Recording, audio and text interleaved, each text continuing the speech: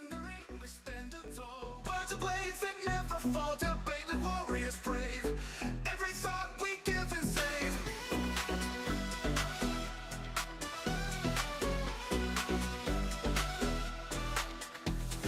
In the ring we stand tall. Words of blades that never fall. Debate like warriors brave.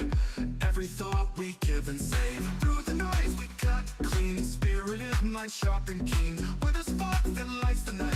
Join us in this epic fight. Welcome to the Spartan Arena, where minds clash and thoughts gleam. In the heat of every word, truth and insight will be heard. Buckle up and take your stance. In this arena, there's no chance to escape the fight by lore. Dive in deep and search for more. From heartfelt talks to fierce debates, we explore what fate creates. Side by side we seek the light. In the dark our minds ignite. Welcome talks to fierce debates, we explore what fate creates. Side by side we seek the light. In the dark our minds ignite.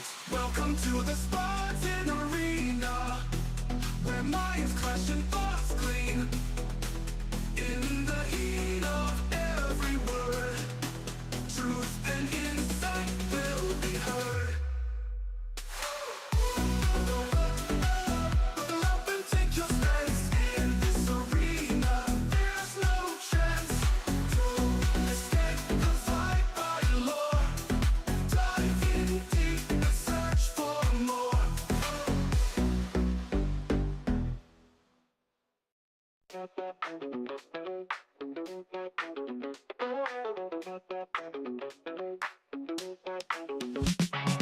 Welcome to the spot. It's time to ignite. Oh yeah. Operation Hangout. The feeling's just right. Chilling with the crew. We're ready to groove. Opinions flying high. Come on, let's move. Hang out all night long, all night. Laughing and debating, playing our song. Oh yeah. Share your thoughts, don't be shy. Don't be shy. Operation Hangout, let's reach for the sky. Let's fly. Pull up a chair, let's get in the zone. Voices blending smooth like a funky trombone. Oh yeah. Topics from the heart, making us think. With a twist and a shout, raise up your drink. Cheers. Hang out all night long, all night. Laughing and debating, playing our song. Oh yeah. Share your thoughts, don't be shy. Don't be shy. Operation Hangout, let's reach for the sky. Let's fly. Bring it down, shake it up, feel the beat. With every word we share, the circle's complete. Living loud, thinking proud, that's what we do. Oh yeah. Join the club, come on through, we're waiting for you. Alright. Hang out all night long, all night. Laughing and debating, playing our song. Oh yeah. Share your thoughts, don't be shy. Don't be shy. Operation Hangout, let's reach for the sky. Let's fly. Hang out.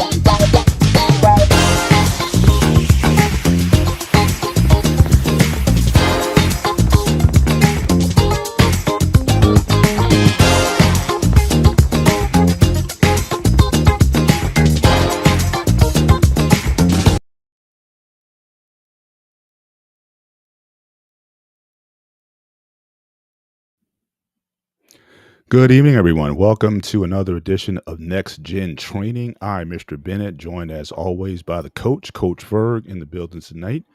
Good to have you guys with us here on the Sparta HQ Network. We ask that you, as you come in tonight, make sure you hit the like button as you come in. And if you're new to the channel, please be sure to subscribe. We try to bring you content several days a week, and we're really growing a network here. So definitely, it is certainly a pleasure to be with you guys again. But I want to start out as always asking. So I'll ask the coach, but we're going to ask you guys also.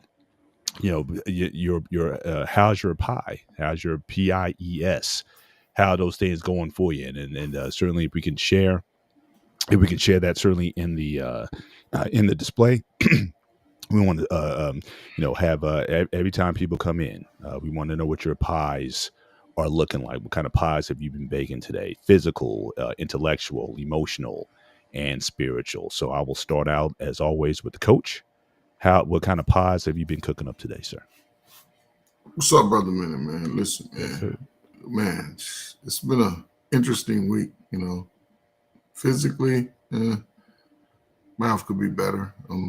You know, blood pressure issues, physical ailments from military falls, and so I'm just dealing with those things daily.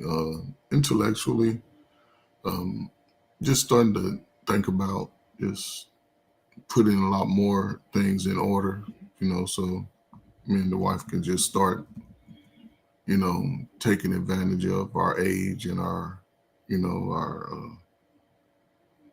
I don't know, our work history, and so just those things like that. And what is it? Emotionally, I'm calm. I'm excited, but I'm calm. This time of year, like I said, just had a great weekend. The weather starting to get into the summer feel, but you got to make a big decision this week. Mhm. But I'm excited. I'm excited for the big decision. But yeah, spiritually, man, I'm connected to my wife, my immediate family, and connected to this energy right here with yourself and Sparta. So yeah, salute to everybody in the chat, man. Thank y'all for coming out. You know, Absolutely, absolutely. Yeah, my pies is interesting. Just today my physical isn't what it's normally is, and I just had to almost kind of pinch myself to a degree because it's been a minute since I've been sick. I would get every once in a while I would get headaches mm, or I would feel nauseous and things like that. So today I had I had had my lunch slash breakfast. I usually have my first meal around noontime. mm, And then I just got very dizzy. I'm in the office, I'm in my cube mm, and just doing my thing, and I just couldn't function. So then I went to my car and took a little power nap there for a minute. Still wasn't quite feeling right. Caught back into the office. Answered some emails and did some technical things or whatever. And then I was like, you know what? It's about 3:30. It's like I'm going home. And because I had a window, because initially, like when it first started happening, it's like I'm not even fit to drive. yeah, And so, once I kind of got a window where I was feeling some semi all right, I notified my wife, say I'm coming home. And certainly, thank goodness I was able to get home and get some rest. And essentially, because I also had an event tonight, I had to do some audio video work, and so that was around 6:30, 7 o'clock. So, so on the way home, it's like I'm not going to be ready to do this. But I came in, I took some Pepto, and I grabbed me a quick power nap, and felt certainly good enough to do the event, and I'm still feeling pretty good now. Now I haven't eaten since that first meal, so I'm going to try to put in a light meal today. But physically, outside of that, I was feeling, it's like a typical day. I was feeling good, but I can't. Like I said, I'm trying to remember the last time, because I know in my 20s, every now and then I would get that kind of feeling, that's headache, and then the nausea, and then the vomiting and things of that nature. And for the longest time, I mm, hadn't felt that way in a long time. So that was like it kind of brought back some memories. But mm, so hopefully it's not a pattern to be repeated. And I can certainly just kind of go on with my day and do the things I need to do. Certainly for tomorrow. Fortunately, I work from home tomorrow, so I Mm-hmm. get a little more rest today, and I don't have to deal with the morning commute. But it's interesting. But all of this informed everything else. So emotionally and spiritually, I kind of look at it as a lesson because sometimes you hear from sports. Sometimes you got to play hurt. Like I said, I had this event that I had to get to tonight, and it was very important. And I know people were counting on me and whatnot to be there. And so again, but once I got home, I got that nap in. I felt a lot better. Certainly able to do the event, and just in those things alone. So I take a lot of my emotional and spiritual cues a lot of times from my physical activity, my exercise or whatnot, or just persevering through some things. Like I said, you're not going to necessarily always feel your best all the time, but the ability to show up and to show out still in the midst of that, you feel good about yourself emotionally because again, you were able to, be counted on in a time when, a lot of people would have just sort of cashed out and say like, nah, I can't do it today. Whatever, someone gets a hangnail and they make that as an excuse not to show up. But sometimes, showing up when you don't feel like it, just like with exercise, sometimes when you don't feel like exercising is a lot of times when you have your best workouts. I have clients who swear by that yeah, I didn't feel like I had it today or whatever, and they just put the work in and they realized they had a lot more than they thought they had. And so again, so from the emotional and the spiritual end, certainly those were things that were very edifying to me. And then on the intellectual, again, always learning, always grinding. I love listening to debates and whatnot of intelligent people. So I think I watch more of that than anything else. I don't watch a lot of television, not even unless sports is on is really the only thing I watch. But generally outside of that, I just like to be better every day. So something I can read, something I can learn from history, something I can, or just hear how people debate, how to be a better debater, how to think in space. Because one of the things I took from the debates I was listening to today, a lot of people are scripted with their information. Like they have a script they run on. Brother And Bennett, when they, yes, sir. I don't want to interrupt you. Are you still checking in? Yeah. Okay, okay. Yeah. Because This you is my go. last. Oh, I know you got to keep it brief, right? Keep it brief. But I know it's a lot of people are not as good as thinking on their feet. So one of the things I want to do better intellectually is to better think on my feet in the midst of something rather than just having to prepare a script. So that's my pod. So that's my check in. So we're gonna ask everybody else. Just putting in the chat here. Brother Bennett. How is your pies? Yeah. Okay, while they answering that, I want to listen, man. Today, you had something I would consider major, right? Listen, man. Reach out to me. Hey, listen. Don't be trying to, overexert yourself trying to be strong. Take care of yourself. You going through a little transitional age, in them 50s, there all kinds of shit be happening. I'm Mm-hmm. saying you be feeling good right one day, next day, like hold up. And Mm-hmm. and I've had that feeling, right? Just go to the doctor, contact your doctor, and see what they can run some tests and see if you're something, because it'd be a lot of things that can affect us, man. Our diets, sometimes stuff that we used to eat. When we get into that 50s, you're like, it ain't really good for you because it has too much of this or too much of that. So, I'm glad you was able to make it home, man. But yeah, man, this get you some good rest, man. Sleep it in. Indeed. Like I And said, right now I feel great. In terms of not only the overcoming the situation and being able to land. I mean that does a lot for me, and I guess I've always been that kind of person. Like I said, like I said, you got people they'll call out for any reason, and the fact that I was still able to step up and do what I need to do, that's always something that I take pride in, and certainly not to the extent that now look, if I couldn't get home, I'd be like my wife, look, you gonna come drive this hour and come get me, or man, P said he come drive and pick me up if need be. So I appreciate that, and I'll certainly lean on that. But if I had to take an Uber home or whatever, I wasn't gonna chance it. But I yeah, knew I kind of had a window with which I could do that, and so I was just just glad that I kept persevering, and that's something honestly I know I need to be a little bit more patient with people, because a lot of times you judge others by your standard a lot of times, and not everyone's always there. So you have to be able to understand what people are as well, but at the same time hold people accountable. But tonight's show. I want to talk a little bit about, again, thank you everyone for joining tonight. Lady Nabo is in the house tonight. Cash Rain Mindset also in the building tonight. Thank you guys for being here with us tonight. But we're going to be talking about your words.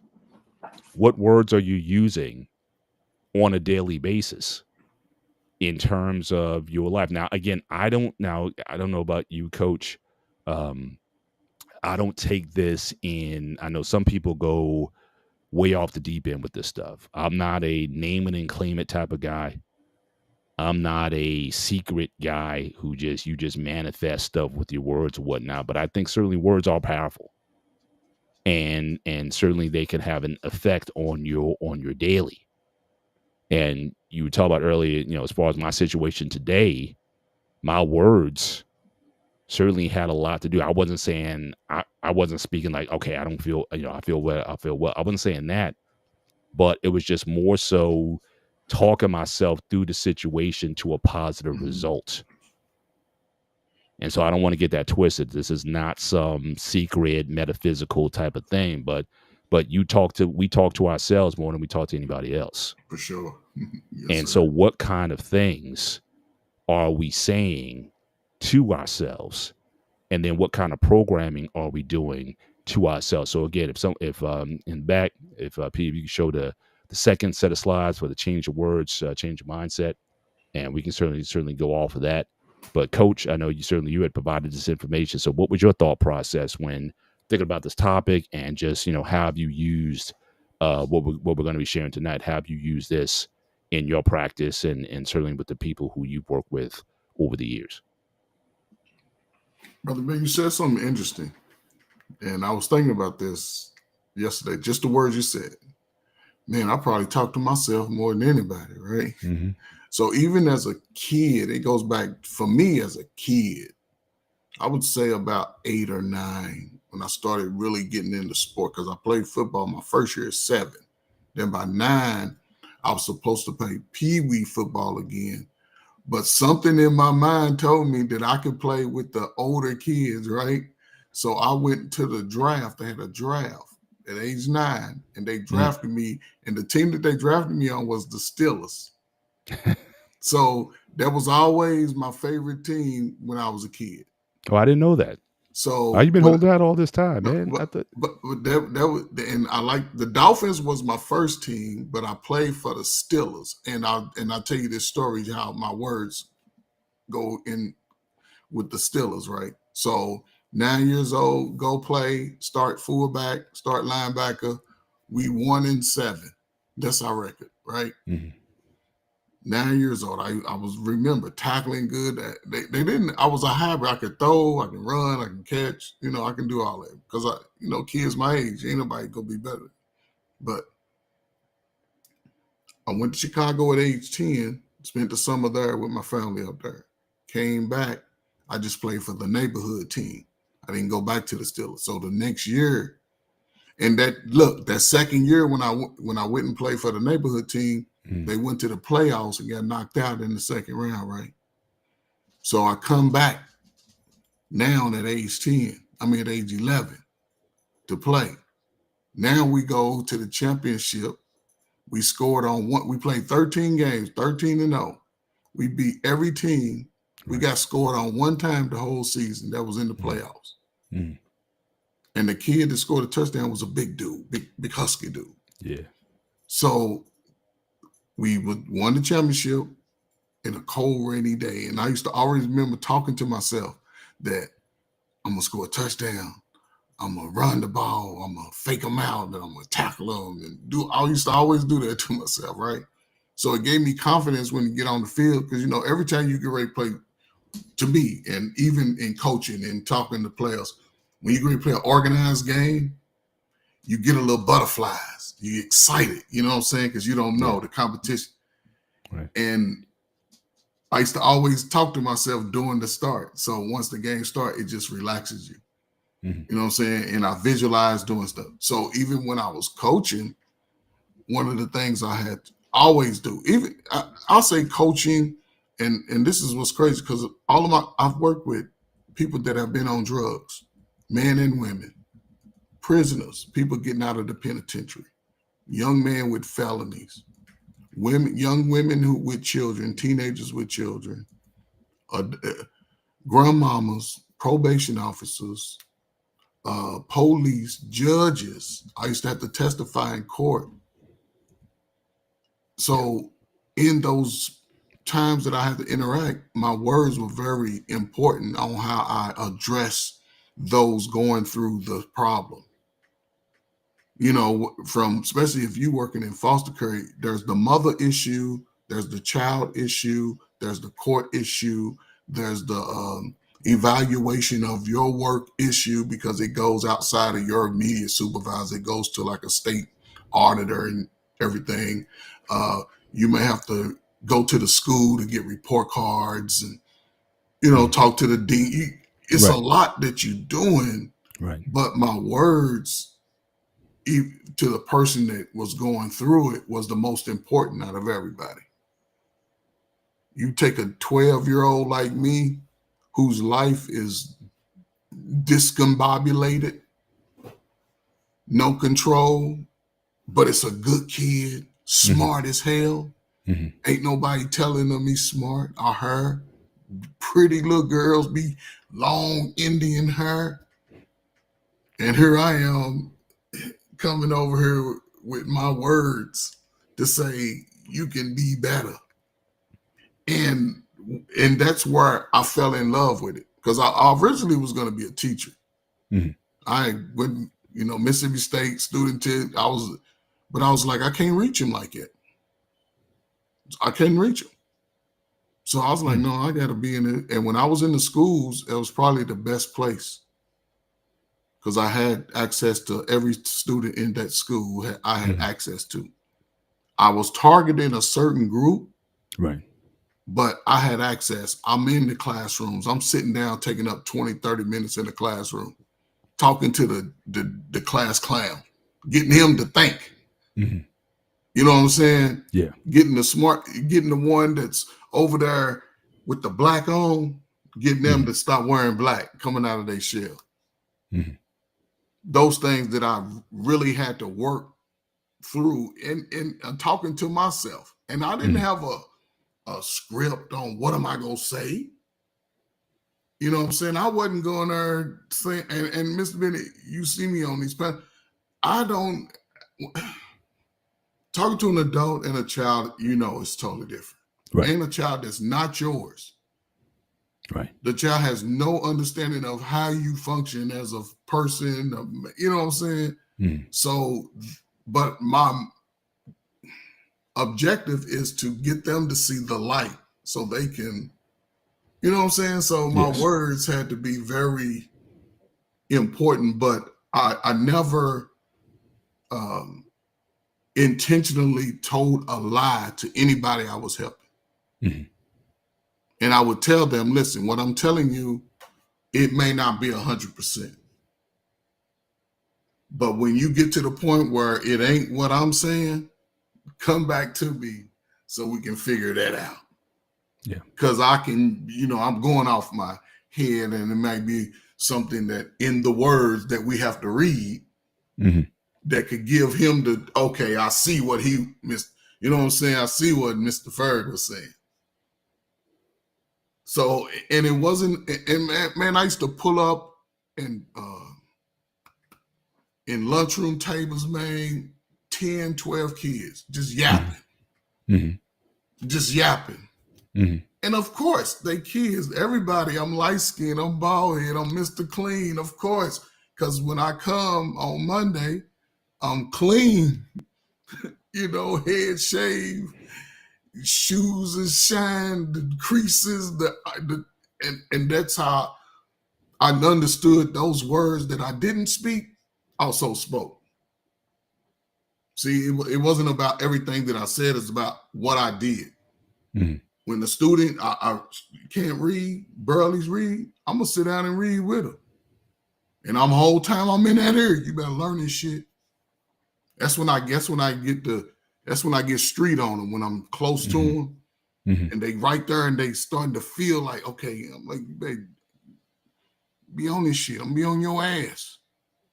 You know, and they ain't thinking none of this stuff that the YouTube streets is. Oh, they be like, what you mean? I'm gonna check on you every time I see you. I'm gonna call your grandma. Matter of fact, here, pull out my cell phone. I can call your parents right there on the spot. Who you live with? Man, let's call them. You sure? I call them. I get them on the phone. Listen, Miss So-and-so, this is Mr. So-and-so at the school with your son, your baby. And I get a little silly with the bar because I'm not coming at them like what they ain't doing. But I'm letting them know they need to get that shit together. Mm-hmm. See what I'm saying? But I'm like, listen, I need your help. I need you. Are you willing to work with me? Yeah. Listen, blah, blah, blah. This is what I do, and I can, but I need you. And if you ain't gonna work with me, then I don't know what to say. He might disappear out of the school. Because a lot of those kids who didn't have that support, a lot of them just disappeared on them.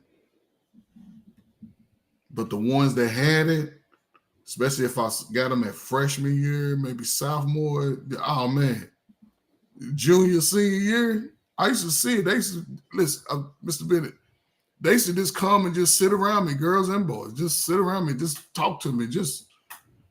Then if somebody tried to say something silly, they would be like, man, don't be messing with him.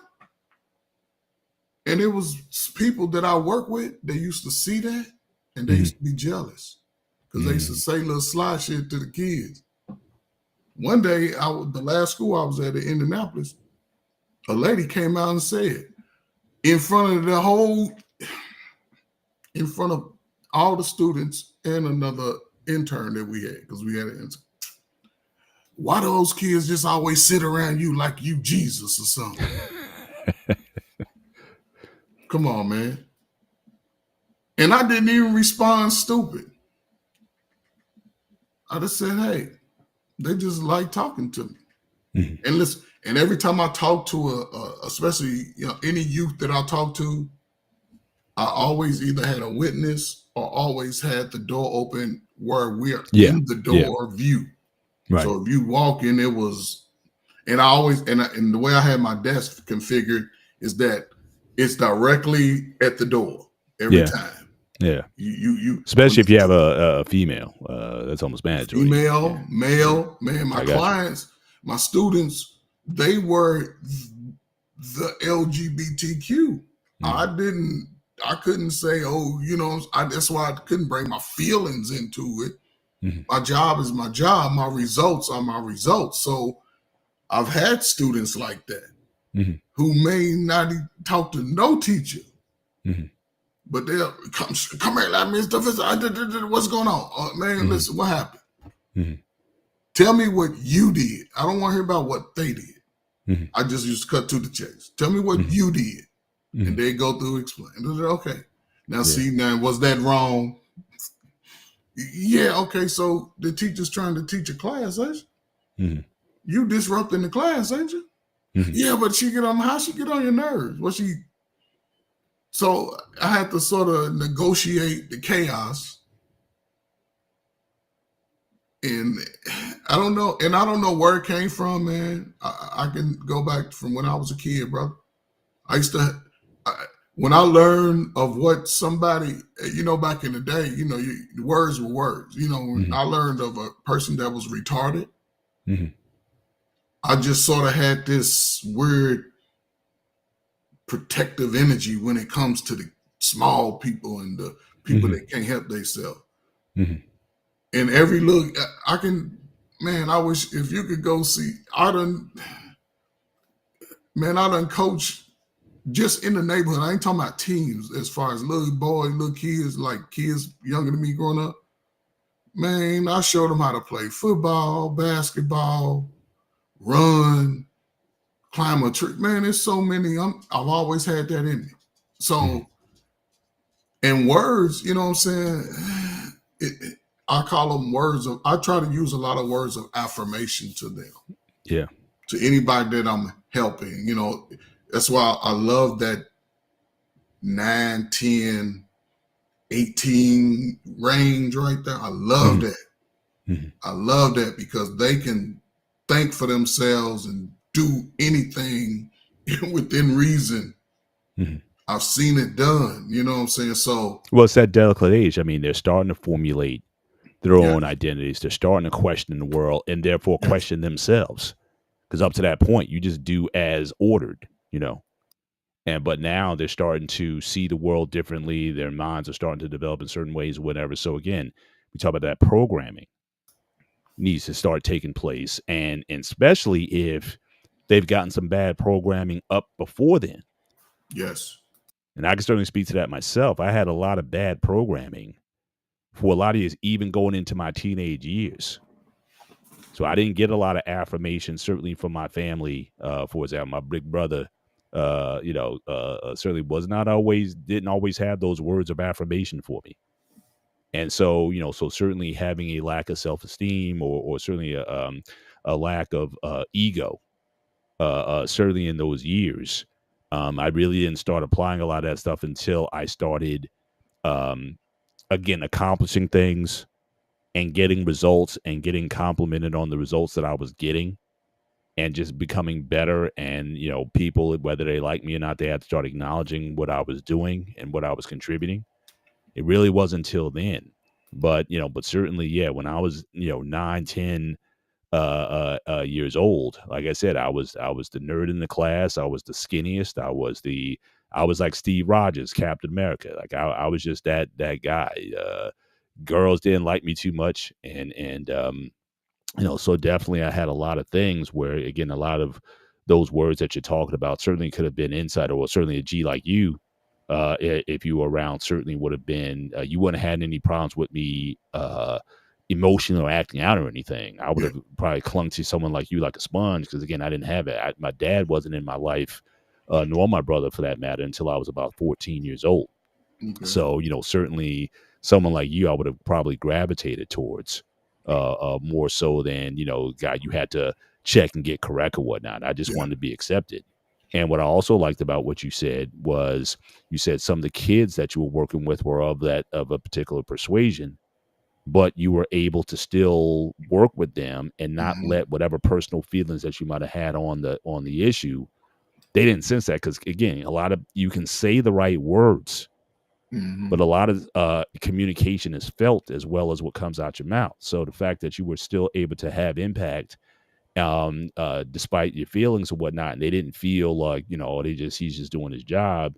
That, they say you had that mind for the weak, or for the disenfranchised, or the whatever, that came through, Hmm. still, and was still able to have impact on those kids. So I certainly salute you for that, because again, I've seen a lot of times where people say stuff, whatever, and you can just tell with their eyes that there's really no care for the person. It's just they're just doing the job. So yeah, but yeah, but let's get into this chart. And again, thank you for sharing this earlier. So Pete, if you can share the fixed versus growth, you can go to the next one, please. The next power of words is what I'm looking for. And again, for everybody who came in late, again, we're going to do this every week. We're going to be checking your pies: physical, intellectual, emotional, and spiritual check.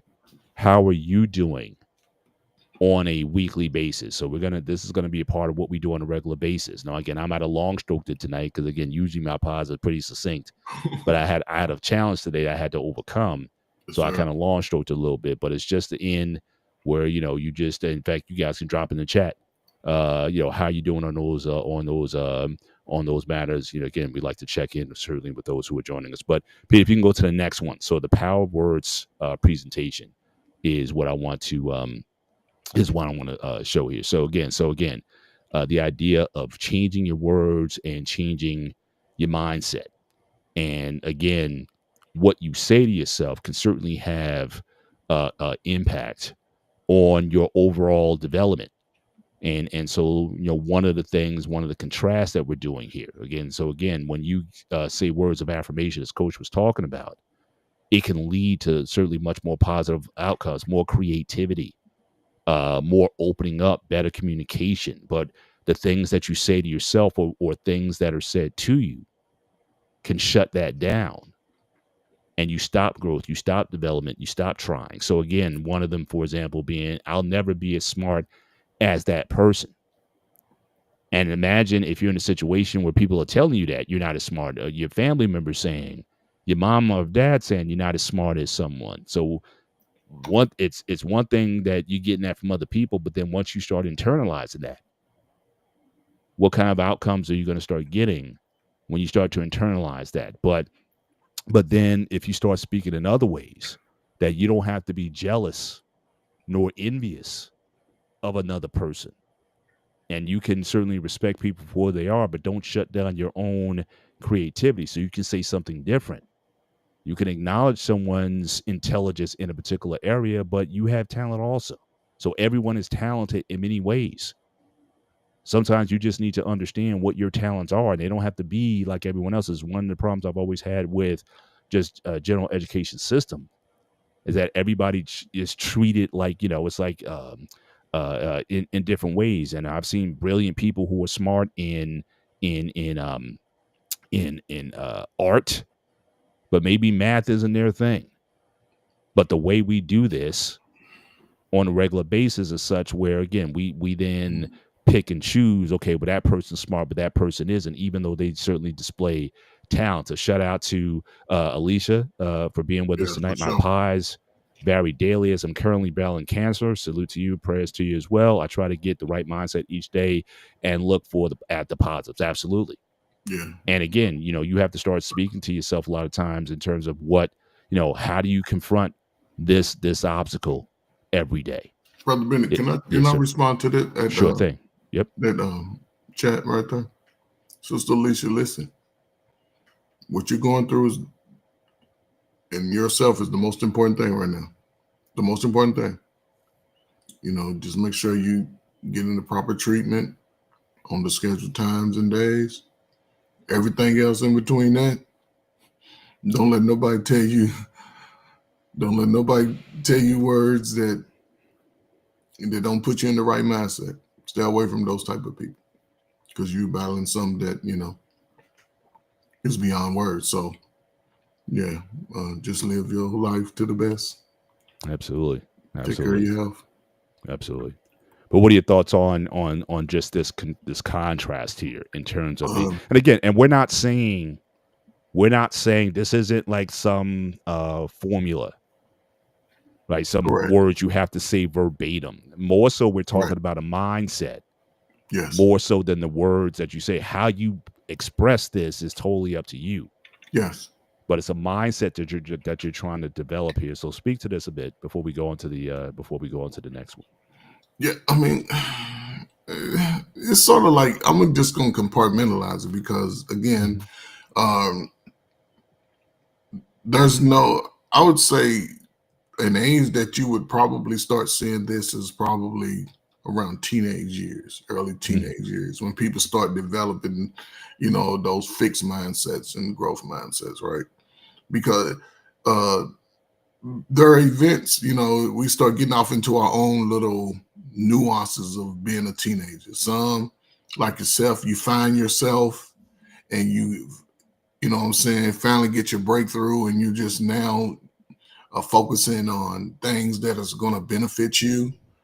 And, you connecting to the right people, you taking care of the personal things, because you're probably in high school at that age. So you making sure you're getting your grades and, the people friends that you choose, are wise. You chose some wise friends and living conditions you can't really control, but you understand people who like you and don't like you at that time. Yeah. But also I've seen on the flip where a lot of young men and women, and when I'm saying this is non-gender bias, a lot of young men and women, they coming from environments where nobody is giving them words of affirmation. So they're falling into their own mindset. And a lot of that mindset is fear, betrayal, anger, things like that. So they start speaking a lot of times, like, don't nobody like me, can't trust nobody, you know what I'm saying? Things like that. And then that they carry that into adulthood. Hmm. And a lot of them struggle because they start getting into making bad decisions. You know what I'm saying? Getting caught up in the law, just doing deviant behaviors, may, you know what I'm saying, become sexual undisciplined, maybe, you know, and they live a long time. And it usually takes a catastrophic event to sort of snap them out of it. Hmm. You know, losing somebody important, going to jail for a long time, uh, just, you know, a health issue, major health issue, something like that, Hmm. before they snap on it. And, you know, there's no guarantee that you would ever have any events like that. So a lot of people that fall into that fixed mindset, they carry it out through their lives, Yeah. you Yeah. know, and the people with the growth mindset, you know, once you, I always tell students, because I would get students who were making D's and F's a lot. Hmm. And I always knew I had at least to the end of the school year so they can make C's and B's. And I would have to sit them down and break down their transcript and their grades, and I always let them see their GPA, because students love to see their GPA, and tell them what it would take, a couple of weeks, months, whatever, semester, you know what I'm saying, a year to catch up. So I always had to let them know that they can do it. Hmm. You smart, you can do the damn work. You figured out how to cheat. You figured out how to be bad. So I know you can figure. You smart like that. And a lot of times, just me giving them that little, because I used to set them like right next to me so they could see the screen. I never hid anything from them when it came to each student's record. Hmm. I let them see it. Like, you need to know. So when you talking to yourself, you telling yourself, I ain't gonna be that shit. Yeah. I ain't gonna be that. And that's why I used to try to get their mind. Even coaching football, man, we don't practice to lose. No, we gonna win. Yeah. I never tell a team, listen, man, this team gonna be tough, man. We gonna go in here and we gonna play some football. Y'all done beat up each other all week. We gonna win the game. Hmm. We gonna run the plays. Y'all gonna do what y'all supposed to do. Every man take care of your job, and we celebrate when we get on the bus. Right. I didn't understand. I very seldom would watch film. I don't need to know what they're doing, because I told my players how to play their position, Yeah. how to read the ball, how to read signs on linemen lining up, how they stand, a lot of that. They go read how to read eyes, all of that. And 9 times out of 10, it would work. Now, Indeed. was all games like, oh, we winning by 20? No. We might win by 3, but we won. Y'all competed. And that was the big thing. I don't care about losing. Just compete. Yeah. I don't care if we lost 10 games and all of our games we lost by 3. Hell, we was playing good ball. Because Right. if I'm looking at the team, I got freshmen and sophomores over there playing varsity. Hmm. You know what I'm saying? I got young guys that I've taken from. I never played football, but Mr. Bennett, what you 6'3", 6'4"? 6'3". Yeah. Listen, they 6'3", 270 at 16. Hmm. Yeah. I'm gonna show you how to put your man on his back every time if you really want to play the game, and you're gonna help him up every time you knock him down. And that's the way I approached it. I would, I did it professional. I would put charts up on the board, show positions and receivers. If you get 5 passes, you better catch 3 of them. Hmm. You know what I'm saying? Line, you know what I'm saying? Running backs. And it used to work every time, because I never had favorites. The ones that thought that they was tough and they the best and they the jocks, I'm on them in practice. Man, you messed up. Man, that ain't nothing. Yeah. But I would catch him early before listen, man, I'm expecting you to be a leader. and I'm gonna Mhm. hold you to a high standard every day. And I will have one conversation. Mhm. We get to playing some real sports, whether it's basketball. Eric Tweed, hold on, man. You now see that wasn't you messed up. Go do it again. But that Yeah. player who ain't got there, I'm talking to him on the side, like, man, you can do it.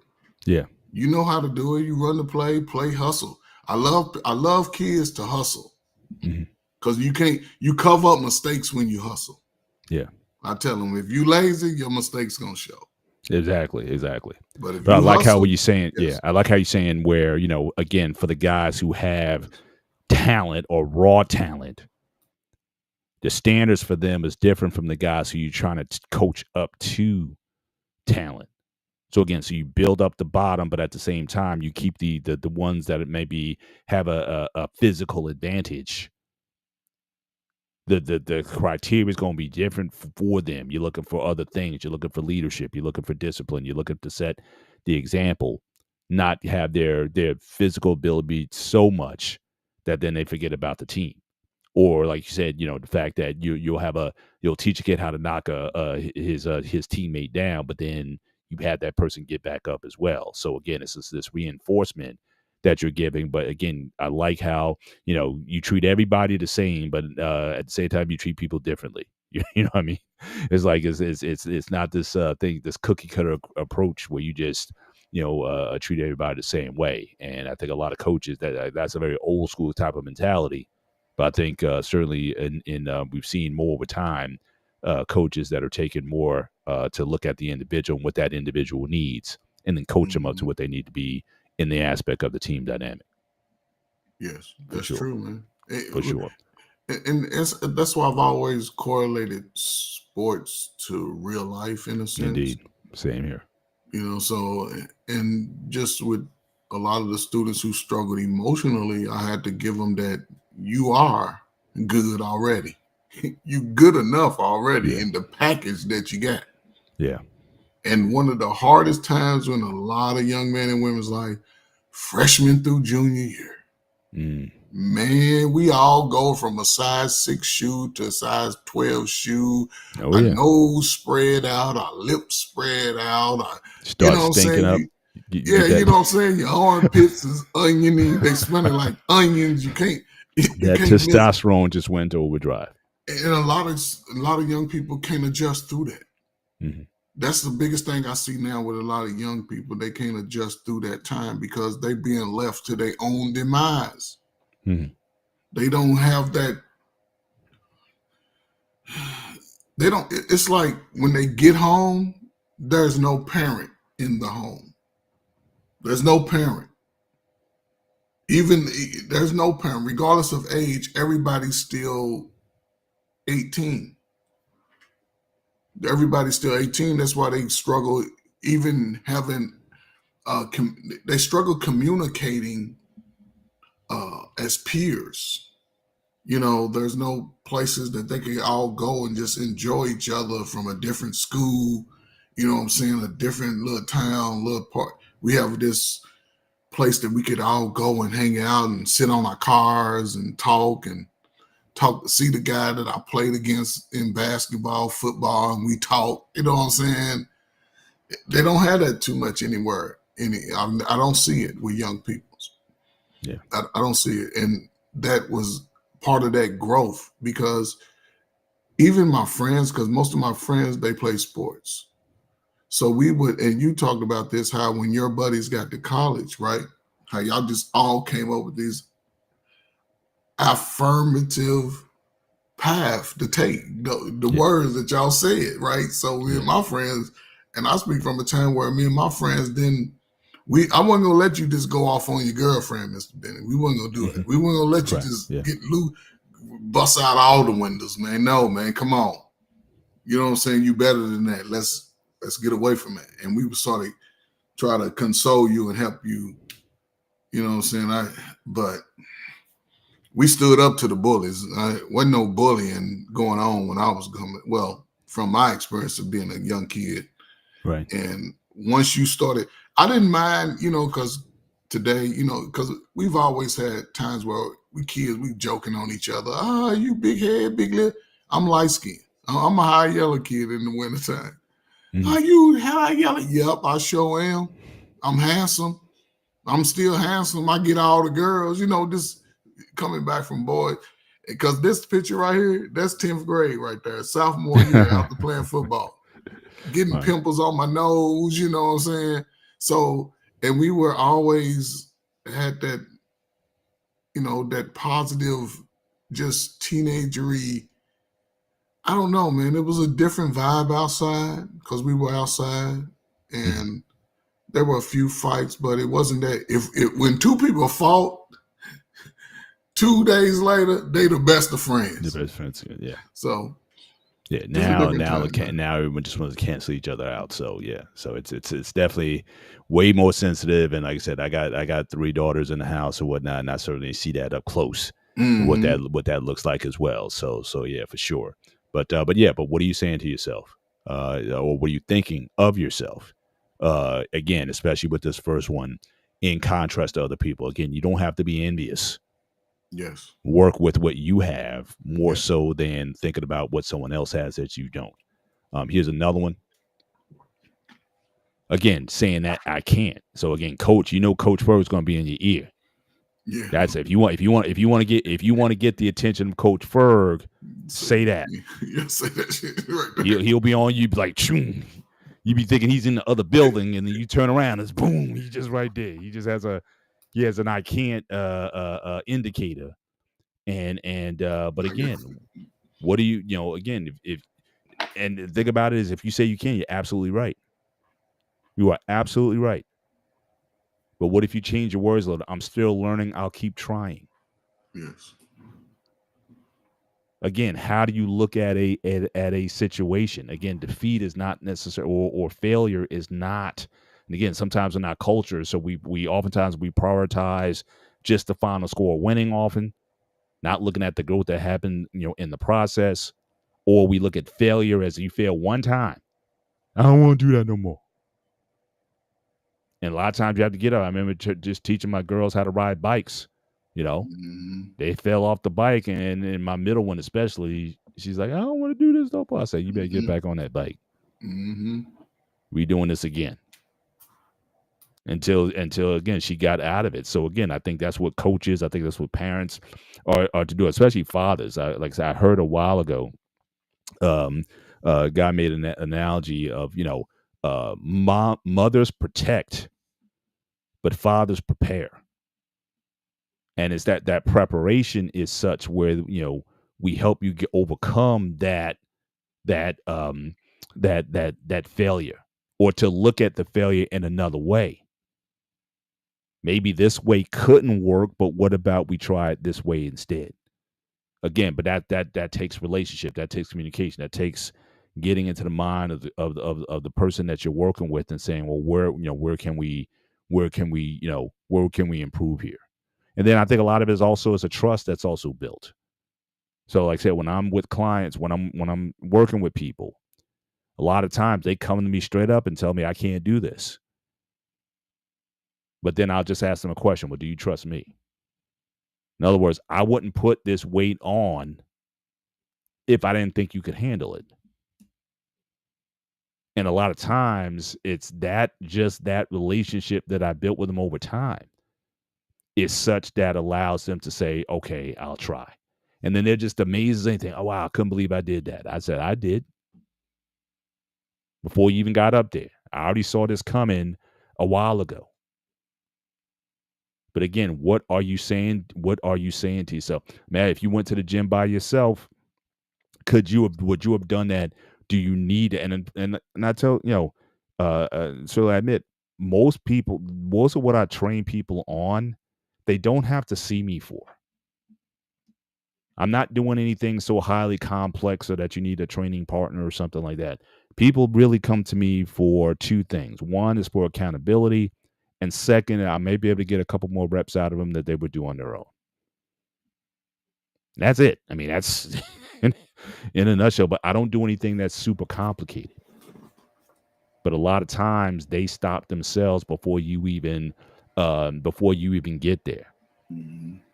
The spiritual principle, ask and keep on knocking, seeking, you will find. How persistent are you going to be in your pursuit of whatever? So again, whether or not, it's not like the little trend, I think I can, whatever. I don't want to trivialize it like that. But again, if you say you can't, you're absolutely right. Yes. You'll be proven right 100% of the time. Brother Benny. Yeah. I was just thinking about the little train. I think I can. I think I can. I think. And then you get to the point where you say, I know I can. I know I can. Mhm. So, yeah, man, I'm saying, but it affects people at all levels. Like we learned, yes. we learned that we were, again, Sesame Street and kidding, all those shows that were on back in the day. But I find this more out of adults, Yes. Who more give so up? than kids. A lot Yes. of times, just like because life sometimes has a way of sort of beating you up, Yes. And they get and into one life fight. yeah, and that's the hard, like getting older people to Yeah. train or to do things for the first time. Yeah. That's so it's not, so yes, I was saying it's not just a kids thing, but I mean Mm. adults or older folks our age. Yeah. Yes, sir. Yeah. It is hard to get them. That's why I always said, I tell people now, if you're 30 years old, if you haven't worked out before, work out now. I don't care what age you are, start working out, because Yeah. it's going to get harder unless you want the doctor's report says, look, if you don't lose 30 pounds within a certain time, then you go on diabetic, or you go on this or that, or you got to get the Grim Reaper coming at you, basically saying to get you to move. So I just find it interesting how we have this sort of cycle of life where, your kids, and then when you get older, I hear more defeatist talk from older people than I do oftentimes from the younger people. Yeah. And I find that a little odd too, man, because I'm looking at and when I always go to my I say crazy stuff just to bring some stupid stuff into it, but Mhm. when I look at that 25 to 40-year-old, a lot of those mindsets are fixed. Mhm. Everything is bad. It's gonna always be bad. Ain't nothing gonna get better. Mhm. And Yeah, the then that optimism. Yeah, the yes optimism is gone is already. Yeah. upside. Yeah, and I never understood that because I looked at that. And what I try to tell you, even those, that are, when I used to work with the young men, all of them, they was 18 to 24, all of them had Mhm. felonies, right? Mhm. And I used to talk to them about this fixed mindset. How many of y'all tell yourself that it ain't gonna never get better? Life ain't, because y'all have already been beat up. But then I stop them in the middle. I said, but think about it. You done already probably went through the worst parts of your life. Now you have to be looking for the future. And you have to be willing to sacrifice a few things outside of what you've been used to. You may Mhm. have to separate a little bit, go to the wilderness of life, is what I call it. What do you mean? You have to just be by yourself, stay away from some friends sometime. Yeah. Lie to them like you lie to the people that love you. Lie to them like you lie when you committing your crime. Tell them you got other things to do and just go hang out with yourself. Get to know yourself. Talk to yourself. Find a hobby. You got skills. Put those skills to work. And when I'm talking, and it's because when I have the audience that's for me, when I have the control of the audience, Yeah. it makes a greater impact. I've seen how it gives a greater impact than, because the one thing they had to do was learn how to trust me. Yep. They learned it, and they learned that through my words and my familiarity Mhm. and my not afraid to explain in layman's terms sometimes, and not putting myself in a position that I am here and I am above you and you do what I say. No, I am with you. Mhm. I'm with you. I'm going to get the same issues that you would have if I choose to do some of the things you did. It don't matter my age. I'm gonna go through the courts. If I go out here, commit crime, sell drugs, they gonna lock my whole self up. They gonna run me through the mill, take my money, have my family crying, all that crazy stuff. I'm not exempt. But wherever you are, if you want to be in a position where you are growing outside of your mind, where you're just growing, your life is building, you're getting a steady income, you're working, you taking care of yourself, you're living with yourself, you're able to, bow the flam and flim that we buy to shine. You have to put your mindset in a position to where it's all positive. Even in those storms, you're surviving through it, you're living through it, you're growing through it. You have to believe that and you have to speak it. So, Absolutely. Absolutely. it's always interesting, man. I Indeed. just love this type of stuff. Indeed. My man Eric certainly is in the build tonight. Shout out to you. You wanted to know what your high school graduation class was. So he was 86, I was 87. What was yours? I think you're 86 too, right? Man, A class 86. There you go. always in the mix. There you go. Gen X in the building once again. I got my high school picture. Yes. We were listen. Interesting about this though, really quick. We wore tuxedos to graduation. Mm-hmm. For sure. We didn't wear cap and gown. We were the only school that wore tuxedos. To the graduation, not the prom. To the graduation. Graduation, yes. Nice. Nice. No, I wanted my cap and gown. I had to wait to college for that shit. Yeah. Yeah. Here's another one. Again, very similar to the last one. Again, when you're saying this is too hard, it's like the same thing. It's like I can't do it. So with more practice, this will be easier. And again, it's the same thing. It's like you, rather than getting better to overcome what is hard, you succumb to the fact that it is hard, and then you stop trying. And then again, I can't do it. This is too hard. Now, again, when I'm working with somebody, I'm not going to put 50 pounds on the bar more than you did last time if you barely got 5 reps out of it. For sure. We're going to put in, I got small, but I got 1.25 pound plates that I oftentimes use, when, certain assessing a person is at a plateau or something that, how we're going to work through these plateaus that are there. So again, you always, I always tell them, it's like, look, if I didn't think you could do it, I would not put the weight on.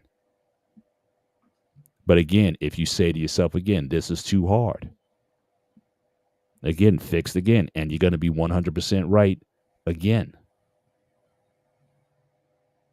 But are you, how much persistence are you going to have?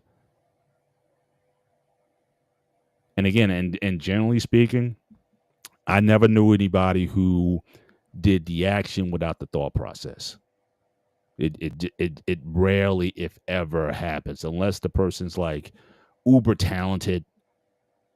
It does almost like it don't matter what they say to themselves. It's like they'll find a way somehow. But generally speaking, again, without the mindset, at least this thing is, I gotta keep shooting. I gotta keep pressing. I gotta keep putting in. Now, what you may have to do, what I will say is this, and this is where a good coach or somebody comes in. It may not be more practice will make it easier, but you may have to reassess what you're doing. I'm not a fan, or we're not saying, at least I'm not saying, and I think Coach would agree with me here, where he said the definition is of insanity is doing the same thing over and over again and expecting a different result. Sometimes you may have to take a step back and look at how you're going about it. And again, like I said earlier, especially young people, everybody has a different learning style or a way they process information. Sometimes you may have to stop that and reassess how this person. Some people are visual learners. Like I'm a big visual guy. I like seeing, even in my profession now, people may explain concepts and databases and a lot of technical stuff to me. I like seeing diagrams. I love getting into PowerPoint or draw or something. Draw this. Give me the 10,000 foot view. How does this system talk to this system, and where's all this information going into? I like to see the highway. I like to see the flow chart rather than you just talking to me. Because you can just give me all these names of tables and databases and files and hard drives and stuff like that. That's not gonna, I'm not gonna internalize all that. And I know for a lot of times in my career, if I couldn't get the information that I needed, I basically took everything I did and I kind of sketched it out based on my understanding. And the crazy thing about it is a lot of people who were experts in their area didn't understand how everything flowed together. So I would take whatever I got from this person and that person, and I would make my own diagrams. And then what I would do is I would then present that to these other people and say, hey, is this kind of like what you were talking about? And they'd be amazed. They'd be like, oh, yeah, that's, and they were kind of blown and say, hey, you know what? That's really good. Hey, can I use this? Because everybody, especially in a corporate setting where everyone kind of works in their own silos and they don't necessarily understand the big picture, how everything works together. They only worried about their system or their programs. And so again, having that kind of approach. So again, my learning style, rather than just giving me a book this thick to read, they say a picture's worth 1,000 words, right? Show me show me what's going on versus give me a book this thick. Cause I'll be like, if you gave me a book this thick, then I might be like, look, this might be too hard. So sometimes you have to assess that also. But again, the mindset is try another way. If the traditional way doesn't work for you, then try something else that could make it easier for you to understand the concepts more so than the things to do. Again, Eric, guy we all know, certainly drove me to do things I feared or didn't think I could do. Absolutely, yeah. That's why, again, a coach, a sensei, a teacher, an older person. Yeah, sometimes we need that. Those people are going to push you in certain ways, and then there's that self-validation that you feel better about yourself after making the attempt and realize I can do these things. But also at the same time, assess. For sure. I would say this is more so for the coaches. Assess. Don't just have your student just keeps running his head into the wall, and you recognize, you need to be able to recognize also that, hey, maybe I may have to look at this a little bit different or look at this student. So what's your thoughts on that, Coach? I mean, what you said is true, man. That's why I like coaching, because you get players that are all different. I've even coached females on male football teams, right? Mm-hmm. And once I show them perfect form tackling, or how to hold the football on the strings and throw a sparrow, man, they would be good players. They would be pretty good. Yeah. So, I had to adjust even in how, like I said, spoke about even with my students. I had some students that I could, come here, bring in, look, get your shit together. You know what I'm saying? But some I had to be like, man, what's wrong with you? Mm-hmm. You are too handsome to be crying or to be mad. I just find stuff. Mm-hmm. And a lot of times, it helped me understand and learn more things about me. Even because I had to, it's different because I'm always thinking in how I'm going to be better. Mm-hmm. Yeah. I'm always doing that. I've always been a loner style, and I've always gotten along with people. Same here. Yeah. And I always wanted to, and sometimes, we're going to make mistakes, but I didn't linger on my mistakes. Now, see, I'm a visual learner also, but I read the instructions too. See, because when I put something together, I want it to be perfect. Mm-hmm. I'm serious. When I like doing stuff because I just, did stuff for my house and stuff. And I like doing stuff for myself, putting it together, taking it apart. I used to do it as a kid. All the toys that didn't work, Yep. we got to take it apart and see what's going on. Yep. And I've always been there. So when anything was mine, and I'm saying even those students who were my responsibility, those young men who had troubled times were my responsibility. I just always tried to give them that encouragement. You know, my father, even though he had his issues when I was a kid, especially, you know, during my toughest times, he's when he was in his state of mind, he would always talk to me about work hard, respect people, you know what I'm saying, take care of yourself, and da da da. I learned how to sort of align my clothes in my closet, how I used to see his stuff. Mm. You know, shirts on one side, pants on another side, jackets on the end, or whatever. However, he used to fold. You know, a lot of people tuck their socks and ball them up, right? Mm-hmm. Mm-hmm. I've always tied mine up Mm. because I didn't want to stretch the elastic out of the top when I fold them. So I just get them together, throw a little sling knot, and throw them in my drawer. Take up leg space too, but I fold my t-shirts to about 6 inches, 6 on 8 inches. I fold them A like t-shirt? that. Yeah, I fold my t-shirts, my underwear. Everything's folded in my drawer, separated. Now to my wife, it might be folded a little bit, you know. So, but me, I've always been like that as a kid. And then when I went to the military, it just with them just always. reinforce it. And I take things sort of the military's approach in a sense, because the military doesn't allow you to really fail. It doesn't. If we were in a class learning some new things and you were struggling with it or I was struggling with it, they would teach us. They would say, okay, we're going to learn it for 3 hours. You're going to read the book. You're going to teach it, you know. And then, okay, for the next 2 hours, we're going outside and we're going to practice everything we just read. And you got out there and you was like missing something, they'd be like, oh, okay, bring them back in. All right,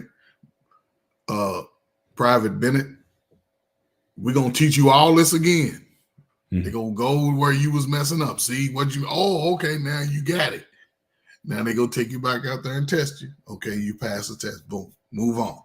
And it goes quick. It ain't no whole lot of, you know what I'm saying, you ain't got time to be thinking in your feelings, because they always testing your learned information, always testing it. That once you learn it, the next phase, you might go 2 phases, then they gonna go back to what? Hold up, you're supposed to know this. Yep. And that's sort of that constantly putting you in positions to grow. Gotcha. And that's a good thing. And for me, I just always took that approach with what I had coming from my dad. Me just being a kid in the neighborhood, I've taken a lot of that with me, and it's helped me go to some of the worst neighborhoods and come out hands clean, scot-free, help a lot of people. If I would put a number on it, based off my consents and my signature sheets, I would say about 5 to 7. I would say my age has been from 5 to 7,000. Let me clarify that. 5 to 7,000. I would say from 3 months old to 66. Wow. Of about how many, it could be more, because I got into drug counseling through Volunteers of America, and that was all women. I never thought I would do it. That was very interesting. Yeah. You know, so it's about 5 to 7,000 throughout the high schools. I've been to about 6 high schools, middle school, elementary. In Illinois, they only have elementary through 8th grade, then high school. Right. So just, and then working for DCFS, sort of like CPS and other areas. Yeah. So working for them, you know, I had really quick, I had 2 mothers. Between them, they had 25 children. And they were younger than me. You know how hard it was to go talk to these young children about their situation? Wow. And they were listening to me and believing that they could be in a good place. You know, and I had to come with the growth mindset. Absolutely. You know, I couldn't say, okay, this is the policy, because everything I learned it's like when you go through those trainings, everything you learn in training is only good for paperwork. It's only good for all when it comes to communicating with people. If you master that ability, you good. You're good. If you don't, and you have a fixed mindset, and you do, you know what I'm saying, and you don't want to change and adjust to your players because you get new players every day, week, you're gonna struggle. And those players will challenge you. Yeah. They will be ready to tear your head off, and they're gonna talk about you and do pranks on you. I've seen a lot of that, but me, I've never experienced it, so it's been really cool. Gotcha. Let's move on to a few of the other ones here. As soon as we go into laugh at the show. So again, I'm not good at this. Again, this may take some time and effort. Again, very similar again. I can't do it. This is too hard. I'm not good at this. This may take some time and effort. Or if you want to put something else in, what are you good at? Again, a lot of times we try to put kids or certain young people into roles or positions that may not be good. I mean, you as a coach, you can see stuff, I'm sure you've seen players, especially in football, lined up on the right side, said, look, I think you might be better on the left side. Yes. Or instead of outside linebacker, you might want to play the middle linebacker or something like that. So sometimes it's both. But a lot of times you don't find that out at least until you try something. And then have somebody then assess and evaluate, okay, well, to see, hey, you might be better suited over here. Yes, that's true. But I can't do it. It's too hard. I'm not good at this. At least apply yourself to a certain degree so we can see that, yeah, in fact, you can't do it. Because, again, I don't care how much coaching up you do.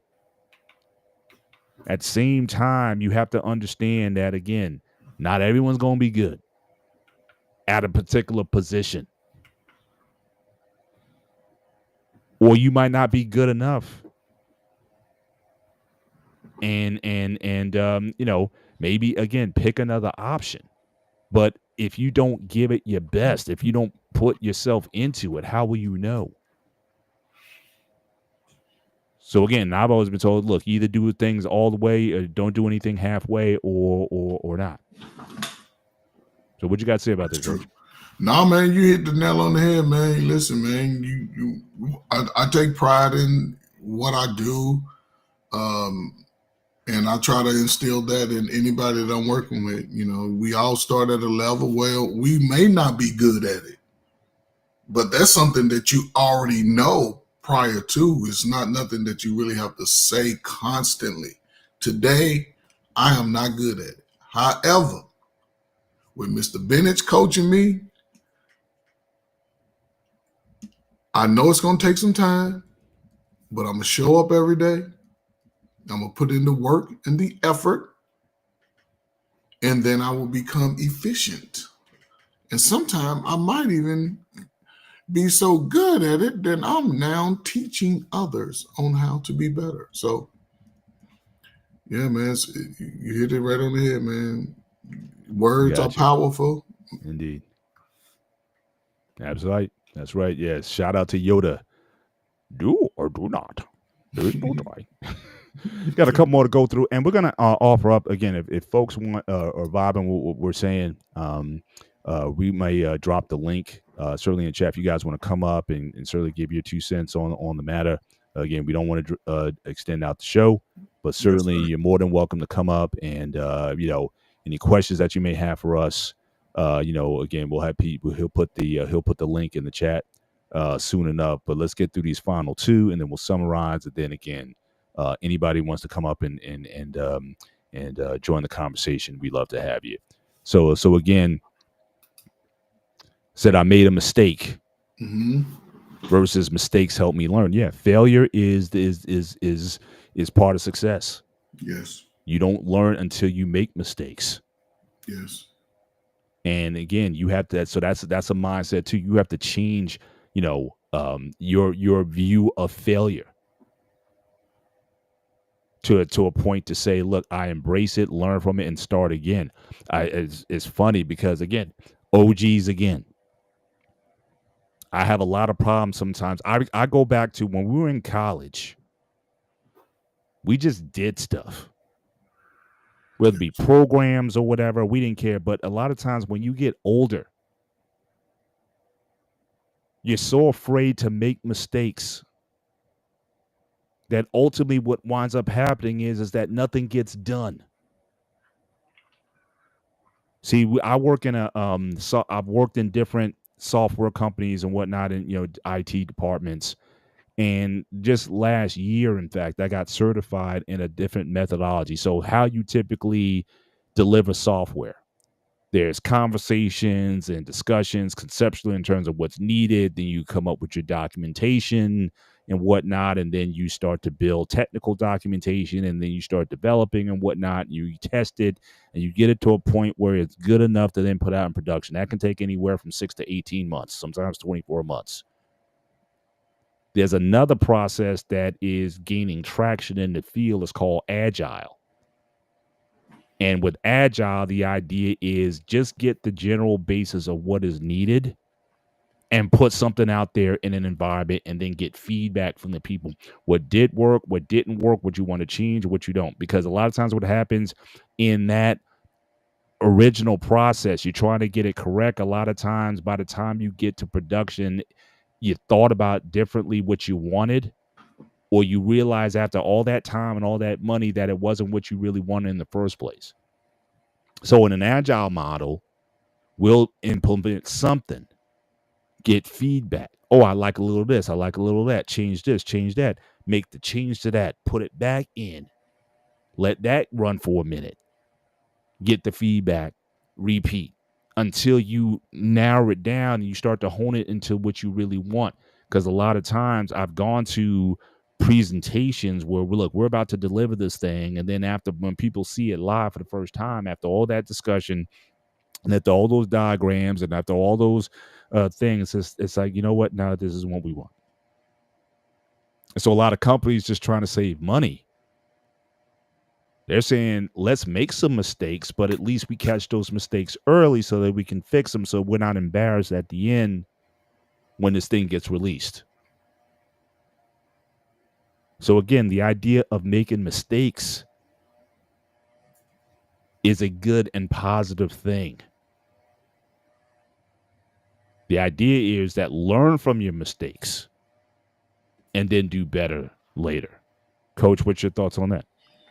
No, man. Listen, man. You said it great, man. Learn from your mistakes. Now, so this is the final, right? But however, let's go back before that, right? You're gonna do some stuff, and it could be inappropriate. Today's the first day I did it. It was stupid. I did some stupid stuff today. Yes, I did it. Okay. I got in trouble. I was in school. I was at home. Wherever I did the stupid stuff, I was held accountable. I had to, pay for my mess up. Even though it was a mistake to me, Brother Bennett has rules and regulations. I was held accountable. Boom. He tapped me on my wrist. Don't do it no more. Okay. Tomorrow I come back in, I'm doing the same thing.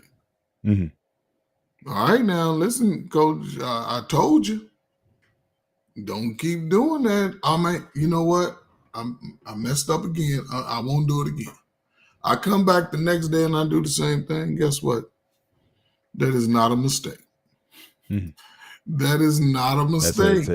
It's a habit. It's a behavior. Yes. Yeah. It's becoming a behavior. It's becoming a habit, which then, because again, my words in my head were telling me it's okay. Mm-hmm. Yeah. Then my thoughts become words, and my words become actions.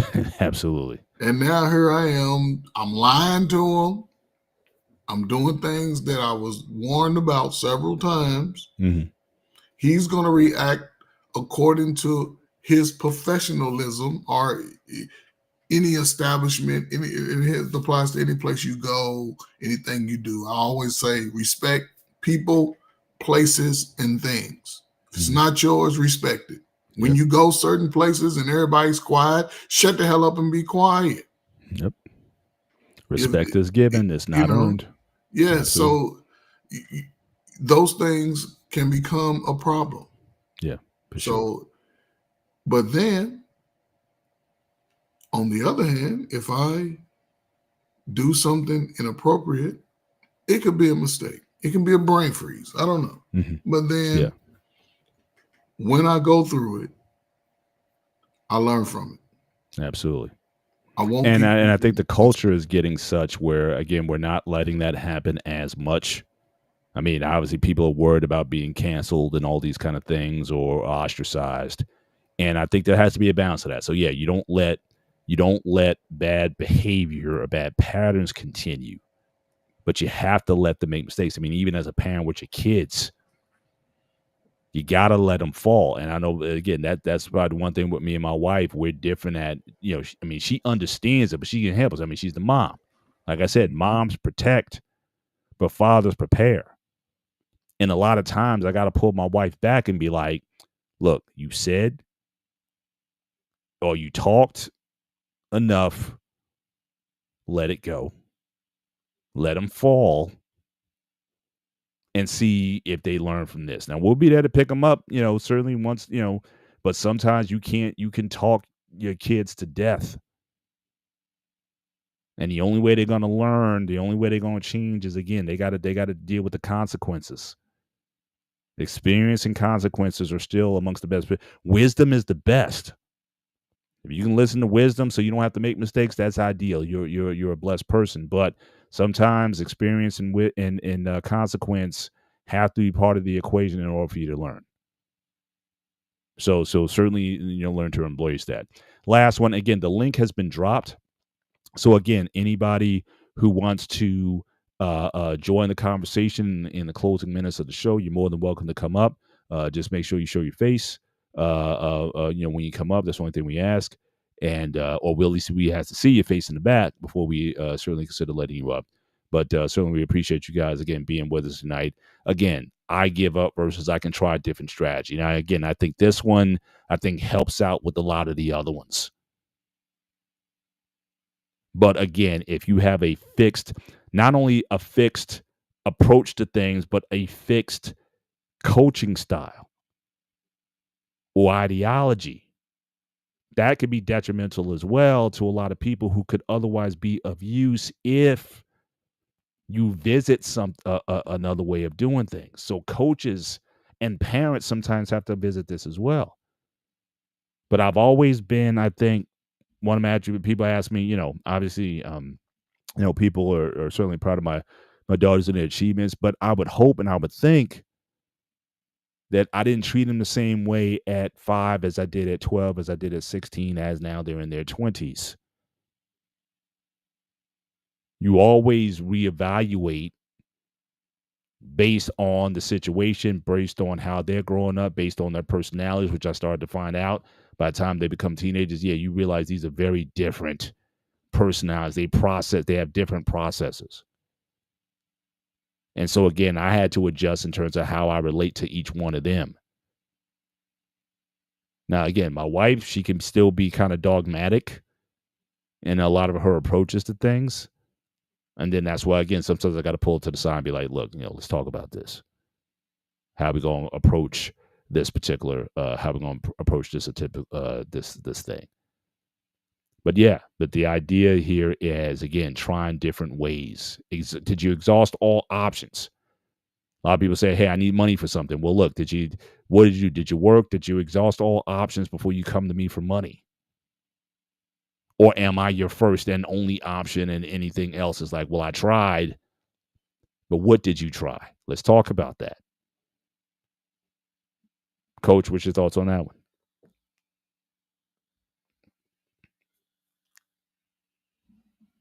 You muted, Coach? I'm Okay. unmuted. Okay.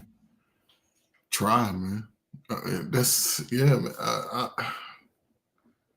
Talking about it, you know, as I look back on stuff like that, just listening to you and just talking about it, I can remember those days, man. And I've always, tried. You know, like I mentioned, I think I mentioned a little earlier. if we come up with a game plan for you or to navigate the issue or situation that you're in, and you get to a point where it may not be working, come back. Hey, let's let's discuss where things may have went wrong Mm-hmm.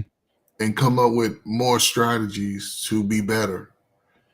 And that's sort of from YouTube what I can understand as far as the growth mindset is that you're going to get different little nuggets and different points of views from situations and issues that people go through. And for me, I've always been cognizant of what information could benefit me and what may harm me. Mm-hmm. So if I believe in that moment as I thought through it, how it could harm me going forward, I just dismiss it immediately. Like, Mm-hmm. no, I ain't even go navigate down something that's Mm-hmm. going to go backwards. Right. No, but if it's something that could help me, uh, just add another little notch or just something that could, I would take it. I'm gonna hold on to it, put it in my tool belt. Things that you said, things Brother Alpayne said, being you guys say, Ghost of Sparta. I'm like, okay, let me hold on to that. I may Yeah. need that. Yeah. So I've always, what I'm saying, and I try to, and like I said, when you're working with people in different mindsets and have to meet them where they are, it may take some time.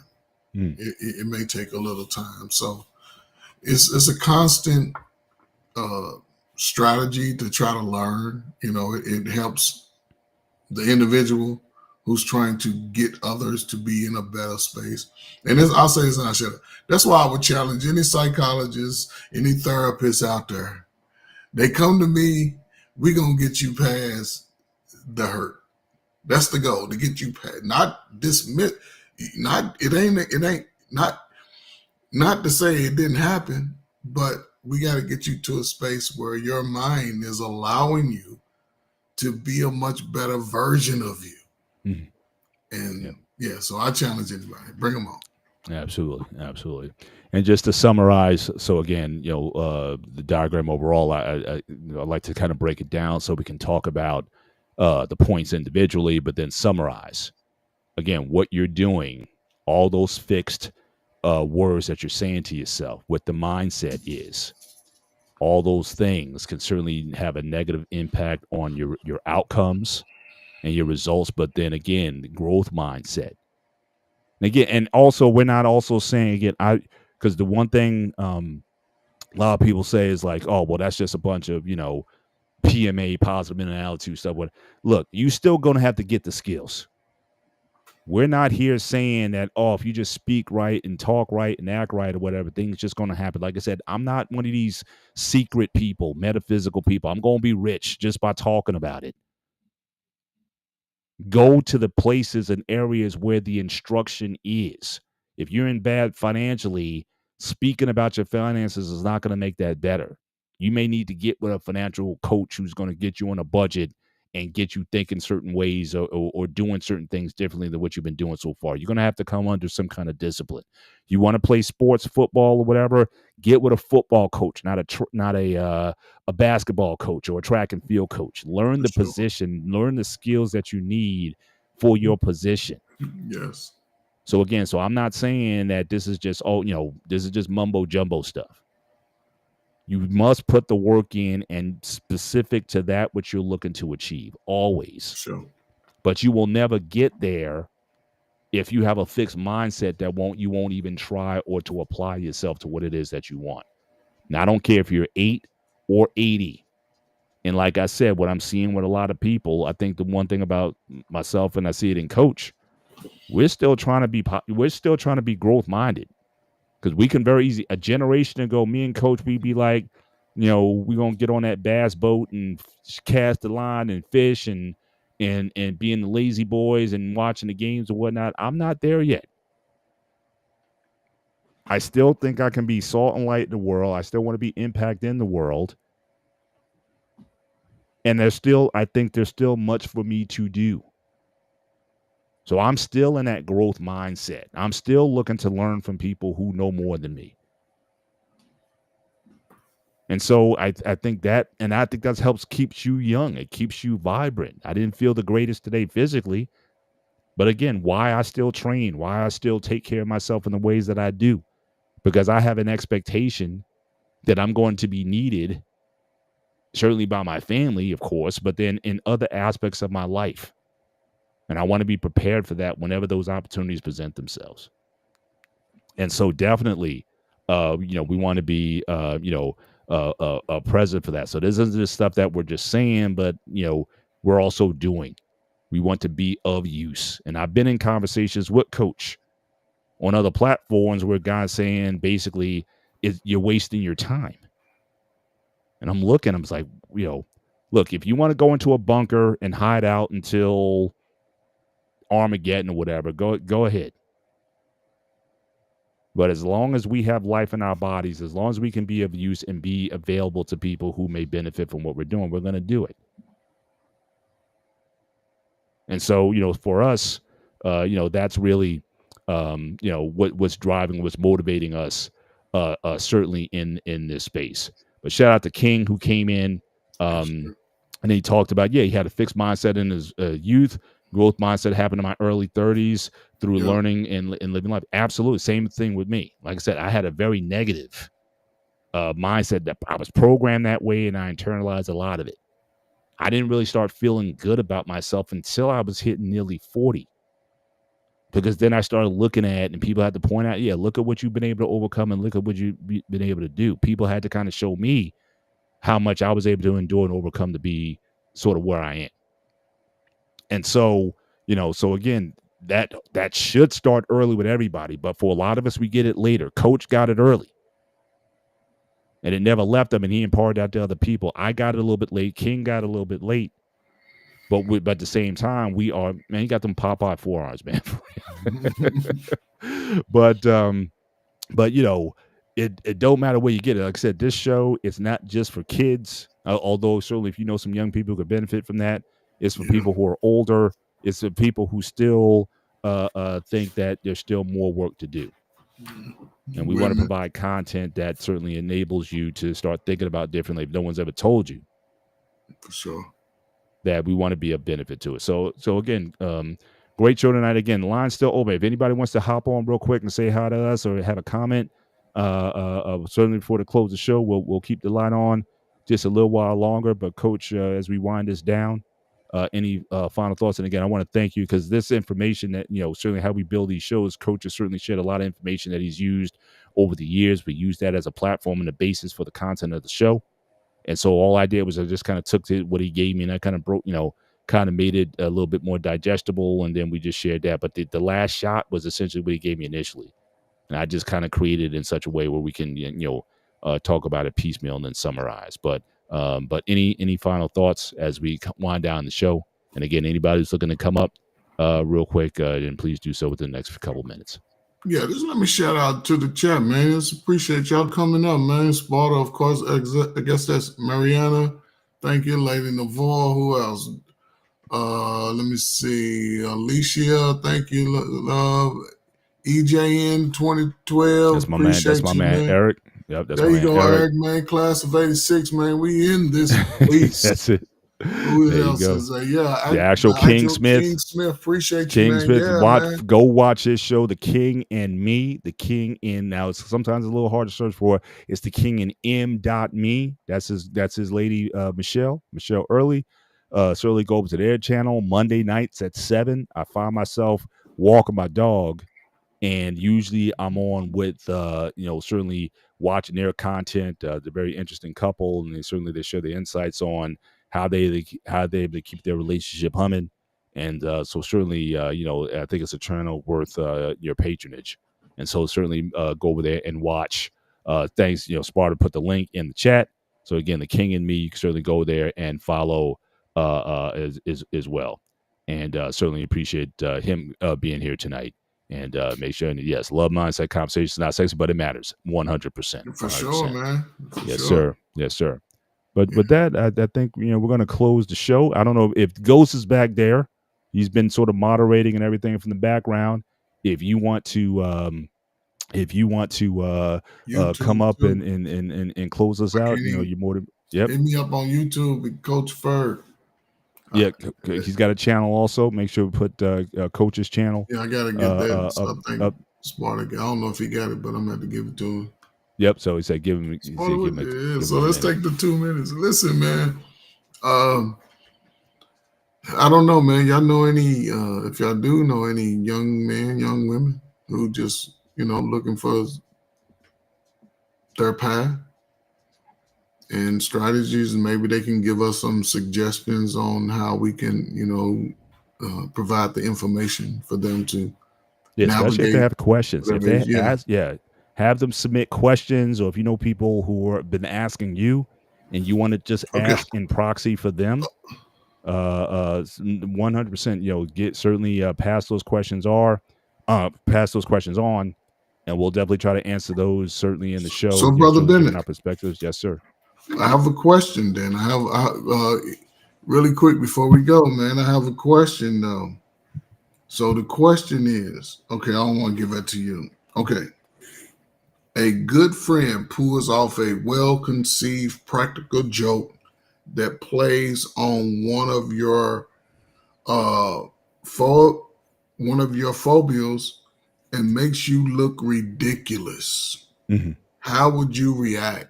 So the question, a good friend pulls off a well-conceived practical joke that plays on one of your phobias and makes you look ridiculous. How would you react? Sparta, you too.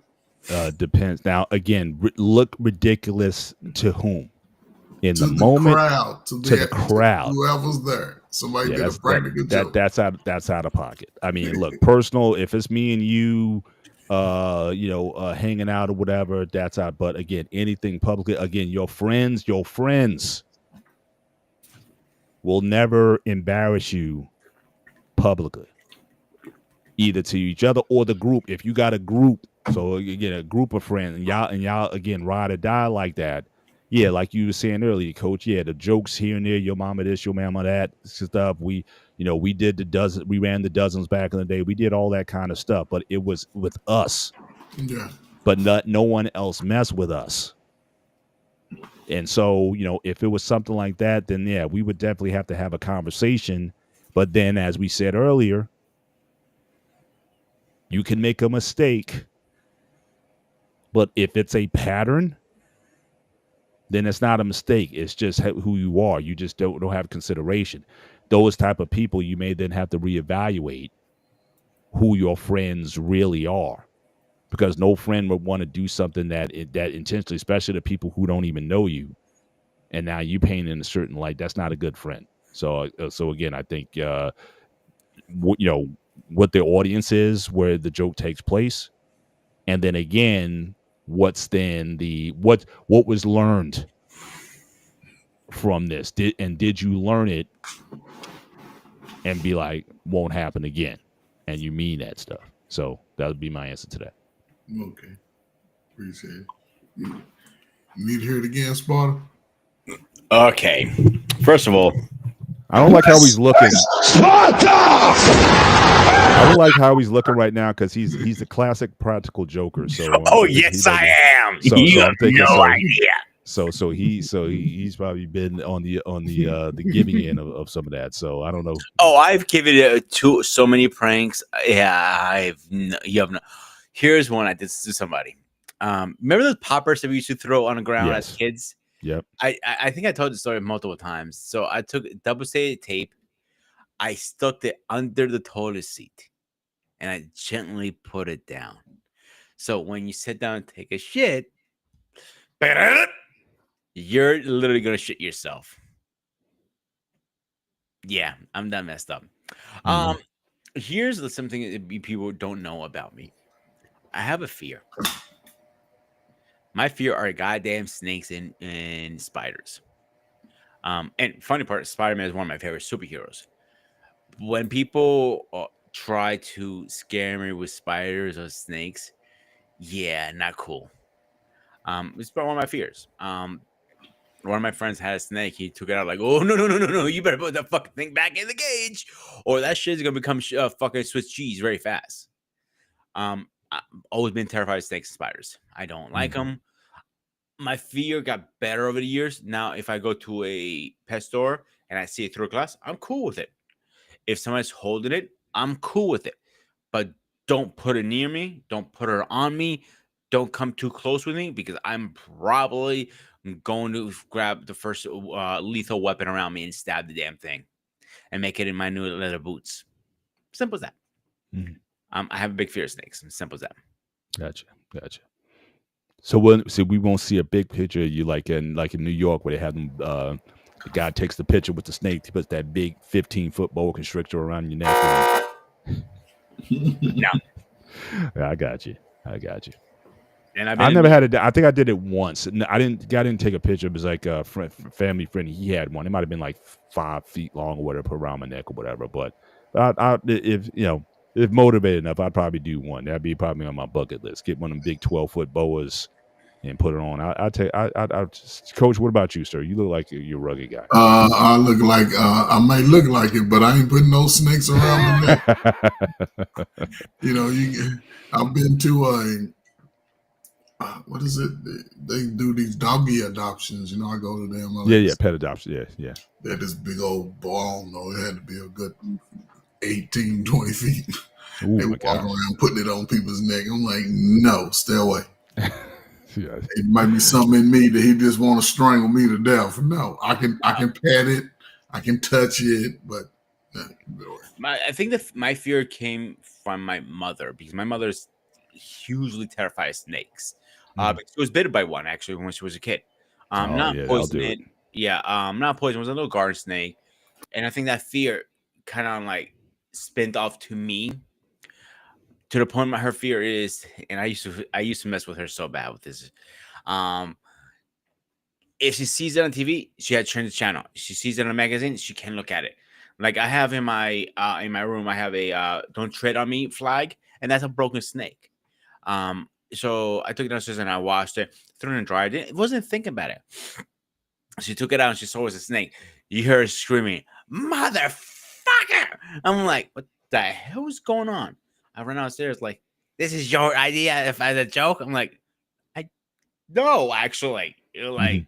I didn't process it. Yeah. My dad used to mess with her really bad. I used to like put little fake snakes around the house to scare Oh her, jeez. and she's screaming. But excuse me, when we were at Disney once, they had this fake snakes. My dad told me funny, picked it up and chased her around the store. You seen her screaming at the top of her lung. Everybody's looking at us. Yeah. So my dad, to act it more, goes, "Here, son, go say hi to mom with this." "Okay, daddy." Then fucking went to give that. No, I almost got my ass whooped by her because of that reason. Mhm. Yeah.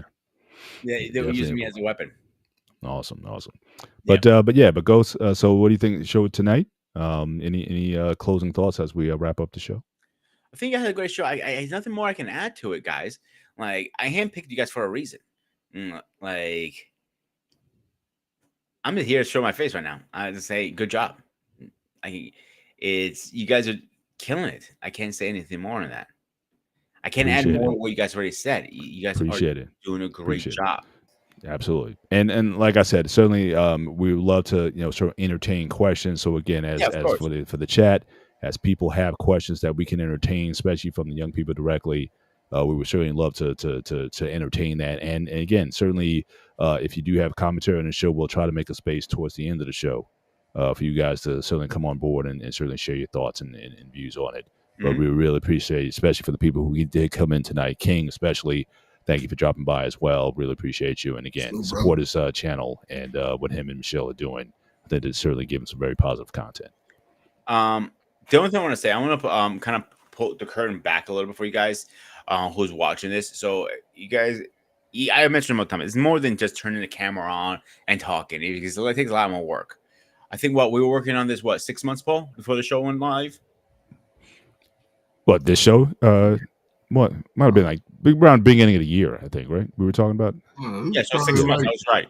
5, 6 months oh, around it's there. like April, Yeah. so Oh, it's March. back that far. Yeah. My bad. Yeah. No, Well, we went. I know me and you sort of talked to me about Okay, March. so me and Mhm. Coach have been talking about this for about what, 2 years now? Last year, about since I Yeah, know a year. at least a year. Been talking about bringing him on. Uh, Paul's always been part of his family. I've been telling him, "Oh, I want you on the show for a very long time too." So every plan we had did not. It didn't work out. It fell through. So these guys didn't come to me. I went to them. Usually most YouTube channels, they people come to you like, hey, I want to do a show with you, let's work together, blah blah blah. Like the gray area that me and Paul do on the BMU channel and this channel, we went to him because it was my idea. I just wanted to open more doors. This time I kind of flipped the scripts. I went to both of them like, hey, I think you guys could work great together. I handpicked these guys for a reason. Bennett, Mr. President, Paul, like somebody calls him daddy also on his new stepson soon. You should have never told me this story. You know that, right? Um, the way he talks is so intelligent and is so smart. He cannot help to let it get through to you. Coach, he trains your mind a different way. He makes you think different way. He has lectured me so many times how I talk to my mom, but that's how me and her are. And I know right now with those sunglasses, he's shaking his hands like, I told you, watch how you talk to mama. But my point is trying to get to you guys. Listen to these guys. They're up here for a reason. Questions, please email us. We'd be happy to answer them. If you don't feel comfortable, put it in the comments. If you don't want to put it in the comments, we will answer them. We take what, 2 or 3 days, Paul, usually get back to comments, something like that, right? Yeah, or on the fly. Look, if they drop them in the chat during the show, we'll tackle it as the show Absolutely. goes on. But the more advanced notice you give us, the better for us. Yeah, the only thing I want to add tonight is one of you guys have to wear a wig next show. I can't deal with those old shiny. Absolutely not. Look, one of these things is not like the others. Can you tell me which one? And we kind of know who that is. So we're the beauty up here. You're the beast on the bottom. So just saying. So Smarter, I'll tell you what. You've reached your limit on talking. Shut the fuck up. Smarter, I'll tell you what. You shave your head bald and your face bald and I've done it already. Do it and put it in a wig. I done it. Dude, you forget when I grew my hair out, I donated it. Right, I'm talking about you go ahead and get you a razor, a Mach 3, a Mach 4, and get it. Screw that. I'm not putting that shit in my face. I'm putting a straight razor instead. Well, use a straight razor, get this, and make a wig out of it and send it to me. All right, I'll send it to you. Don't worry. No, I use my ass hairs too. I'm worried. I'm gonna cock it to the side. No. Hang on. Cock it like This is a PG-13 show. We try to keep. yeah. See, Smarter. Nothing about We have to cut. you know that. Cut this out. Cut it. We'll cut Close that. We'll cut buddy. this out after the show. Now, let me ask you, gentlemen, a question. Mostly because you guys are older, wiser, and you've been around this a lot more. When kids saying, "Oh, I'm from the street, I'm tough," what do you say to them about that? What's the outcome you're looking for? What does that even mean? It's like, are you getting the outcomes that you want? If it works for you, if you want to be a street guy or whatever, then go be a street guy. But if you try and do something different, then again, how is that going to help you in your pursuit of that or what you're doing? So again, I don't judge people who who come from that environment. I realize they didn't ask to be there. A lot of times they were born into it. But again, if you want a different outcome, you need to do things differently. So again, I don't embrace or I don't embellish their assertions, and especially from a young person, I'm just like, you're too young to be prideful. So yeah, do some things first before you come up, with being proud of that stuff. But again, to me, it's about expectations and outcomes. If that gets you what you want, then stay there. Mhm. But if you want something different, then you're gonna have to do something different. I keep it very black and white, and you're gonna have to unlearn a lot of that stuff if you want to be successful. So we talked about this on our gray area show about what some people call code switching. Yeah, if you're profane, if you got a mouth on you, again, that's going to limit some of your opportunities in life. If you come to an interview with me and you're profane off the rip, no, I may not consider you for the position regardless of your skill set. Learning how to Oh, I talk, totally man, agree. there's a time and place for everything. So, but again, but a lot of people will say, well, again, can you stop cursing? No, I'm from the streets. That's how we talk. Okay. Then you're going to, then again, try to be a rapper or something like that. I guess wherever that language would be appropriate. But in certain areas that you're trying to get into, if that's not going to be appropriate, then you need to learn how to switch it up. Mm-hmm. But if you've been doing it so long and you don't know anything else, it's hard for people to do. Agree. Trey? So real quick, man, you know, if a youth came to me and said that, I say you are in the streets. We outside. And you are tough. That's why you can survive in the streets. But then I would break it down to them, right? Because I like to play mind games sometimes. I would say, okay, you're in the streets. Do you want to stay in the streets?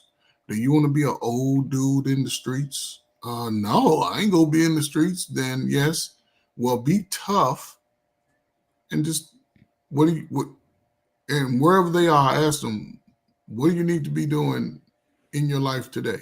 Meaning whether it's school, whether you're in college, whether you're working. Okay, well, do that. Do that more often. Do it as much as you can. Mhm. I need, and they go, you know, people like to relax. I need my relax time. Well, when you ain't working or you ain't studying or you ain't preparing for something, go to bed. Get you a nice long nap in. Get you a meal, get you a nap, sleep, rest. So you can have your energy to go be tough again, to go Yeah. face that again. Yeah. And So toughness is oftentimes about adaptation, you know, yeah, that's it. because that becomes, because really you're saying you're tough, but it's kind of easy for you because that's all you know. But whenever you Yes. ever challenge yourself to do something different, And that's it's a what defense, toughness is. yeah. No, and it's a defense mechanism too. I'm tough, Sparta, so you better not mess with me. Translation. You better not say nothing or do nothing to See, hurt. I because I work with young kids too, because my PM crew is all young kids. You know what I tell them when they say, I'm tough, I'm in the street, yada yada. You know what makes you tough? Working hard in here. Staying off the fucking streets. Earning a different lifestyle. Paul, I'm gonna use you for example. We had this conversation on the train, if you remember, on Monday. And I said to you, if you remember, you had all the odds against you, and you went against the odds. Do you remember me saying that to you? Maybe not exact words, but similar. Mhm. In your situation, you should have ended up on the streets and everything else because everything was against you. Can we, that was a possibility, correct? Sure. But what you did, you went against the odds and you won the odds to the point that you have a beautiful wife, beautiful kids, and a beautiful house with a beautiful dog.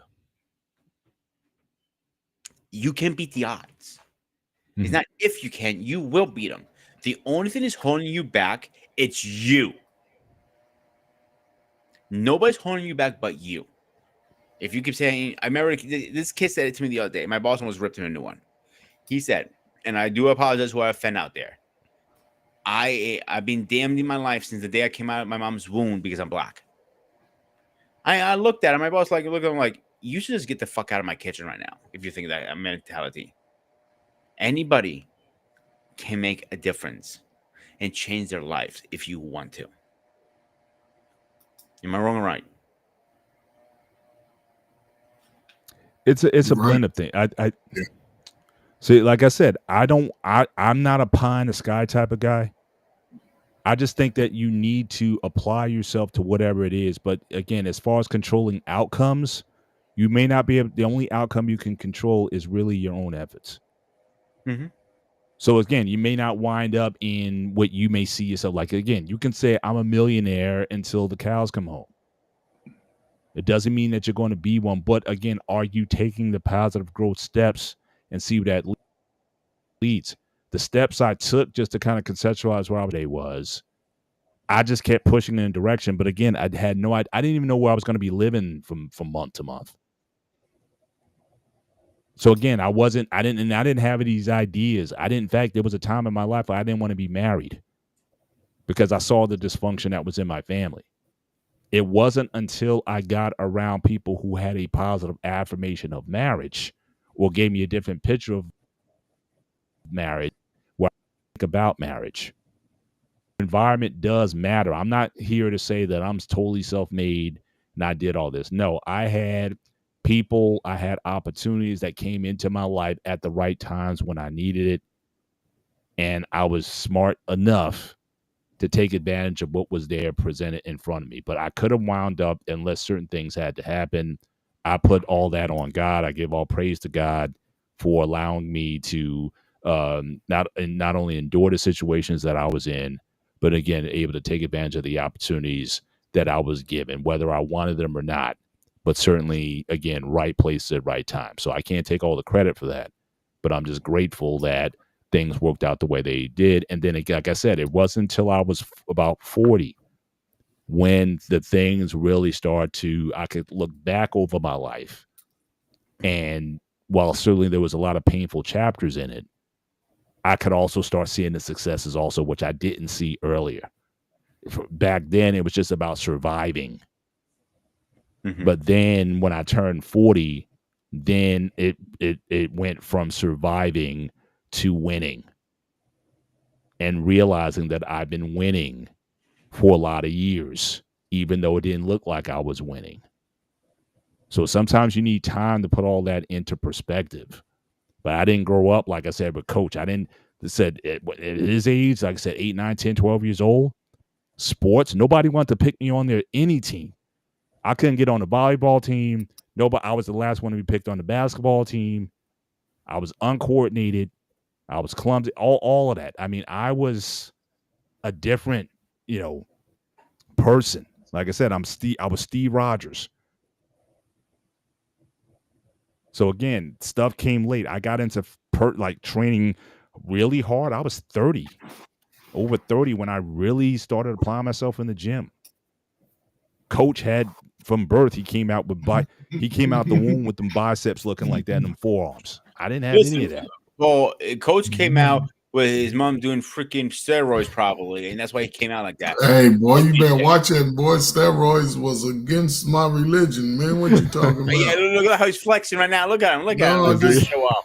I'm just scratching my He head. can't help man. it. I'll scratch your head. Don't worry with my roundhouse to your head. I got a weight bench at age 14, and I was. See, I didn't. What weight bench? See, I didn't have any of that stuff. You know what I mean? So yeah. So again, he had that from. I didn't get serious.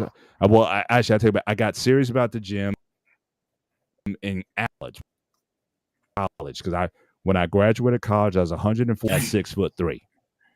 Then I got serious about the gym after college, and I got up to about 175 before my auto accident took me out, and I went back down to under 150, and then I had to build up from there. But it wasn't until I was about 30 when I stopped playing basketball, and then I needed something to kind of fill the void.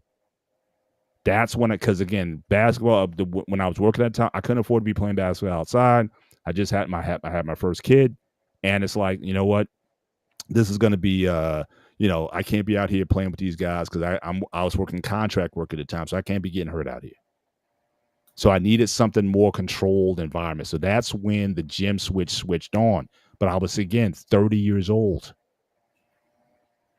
And then that's what kind of started me on that journey. But I didn't grow up super athletic or, with this thing about training. No, I mean, I was kind of lazy in that regard. And, it didn't appeal until it had to. And then I fell in love with it after that. And it became a part of my lifestyle. So that's where it is. So it just at different points in my life, things just kind of came up at these times. And it was like, okay. And I just ran with it. Mm-hmm. That's what it's about, man. Salute, man. Yeah. Let's get out of here, man. Yes, sir. Yes, sir. All right, Sparta, you want to give a show updates? What's coming up on the Sparta HQ Network? Do you want to do it? Man? What's that? Is this your show? Do you guys want to do it? Now, you have the schedule more than I don't have the schedule in front of me right now. So I if you have content, what's coming up? All right. Next week, you guys are doing it. All right, guys. So let's do a quick schedule update. On Saturday, we are talking about Terminator, the classic legend of time travel and intelligence. This will be an interesting conversation. And on Sunday, gray area, me and Paul will be doing Q&A. You're welcome to jump in, ask questions. Don't ask Yeah. questions. Hang out and BS with us. Whatever you want to do, just come in. Yeah. Now I'll be coming back. I'll be coming back from a wedding, which hopefully I may have some interesting stories to share. share that I was that gonna day. say you're gonna be I late. might be on. By the time I may still have my tuxedo on, so I may have my tie, my God. cummerbund on, and all that kind of stuff. So I may have that. I'm getting Just get prepared for getting, jokes now. just getting, All just right. getting back from it. So And on Tuesday, my show on Spartan Arena, we'll be talking No Mountains Too High. It's be an interesting conversation. And on Wednesday, Wally and David, I'll be talking about JoJo Blaze Avengers. I heard of it, never watched it. And next week, you guys are going over Masters, Communication, and Deep Techniques. Yeah, I might butcher that title a little bit. Hey, you want to touch base on that really fast before we go anywhere, Paul, or you just want to hold off to next week? we'll hold off to next week. We'll put it together. All right. Yep. So close it out, guys. Go ahead. All right. Again, well, thank you once again, everyone, for joining our show. Again, make sure you like, the content before you leave. And again, if you're not a member of the Sparta HQ Network, please subscribe to the network. Certainly helps out a great deal. We're almost there as far as the monetization. So you guys can really help us out with that. Share the content, especially of this show. If you got a young person or whatever, or an even older person who just needs a kick in the pants, then put this out to them too.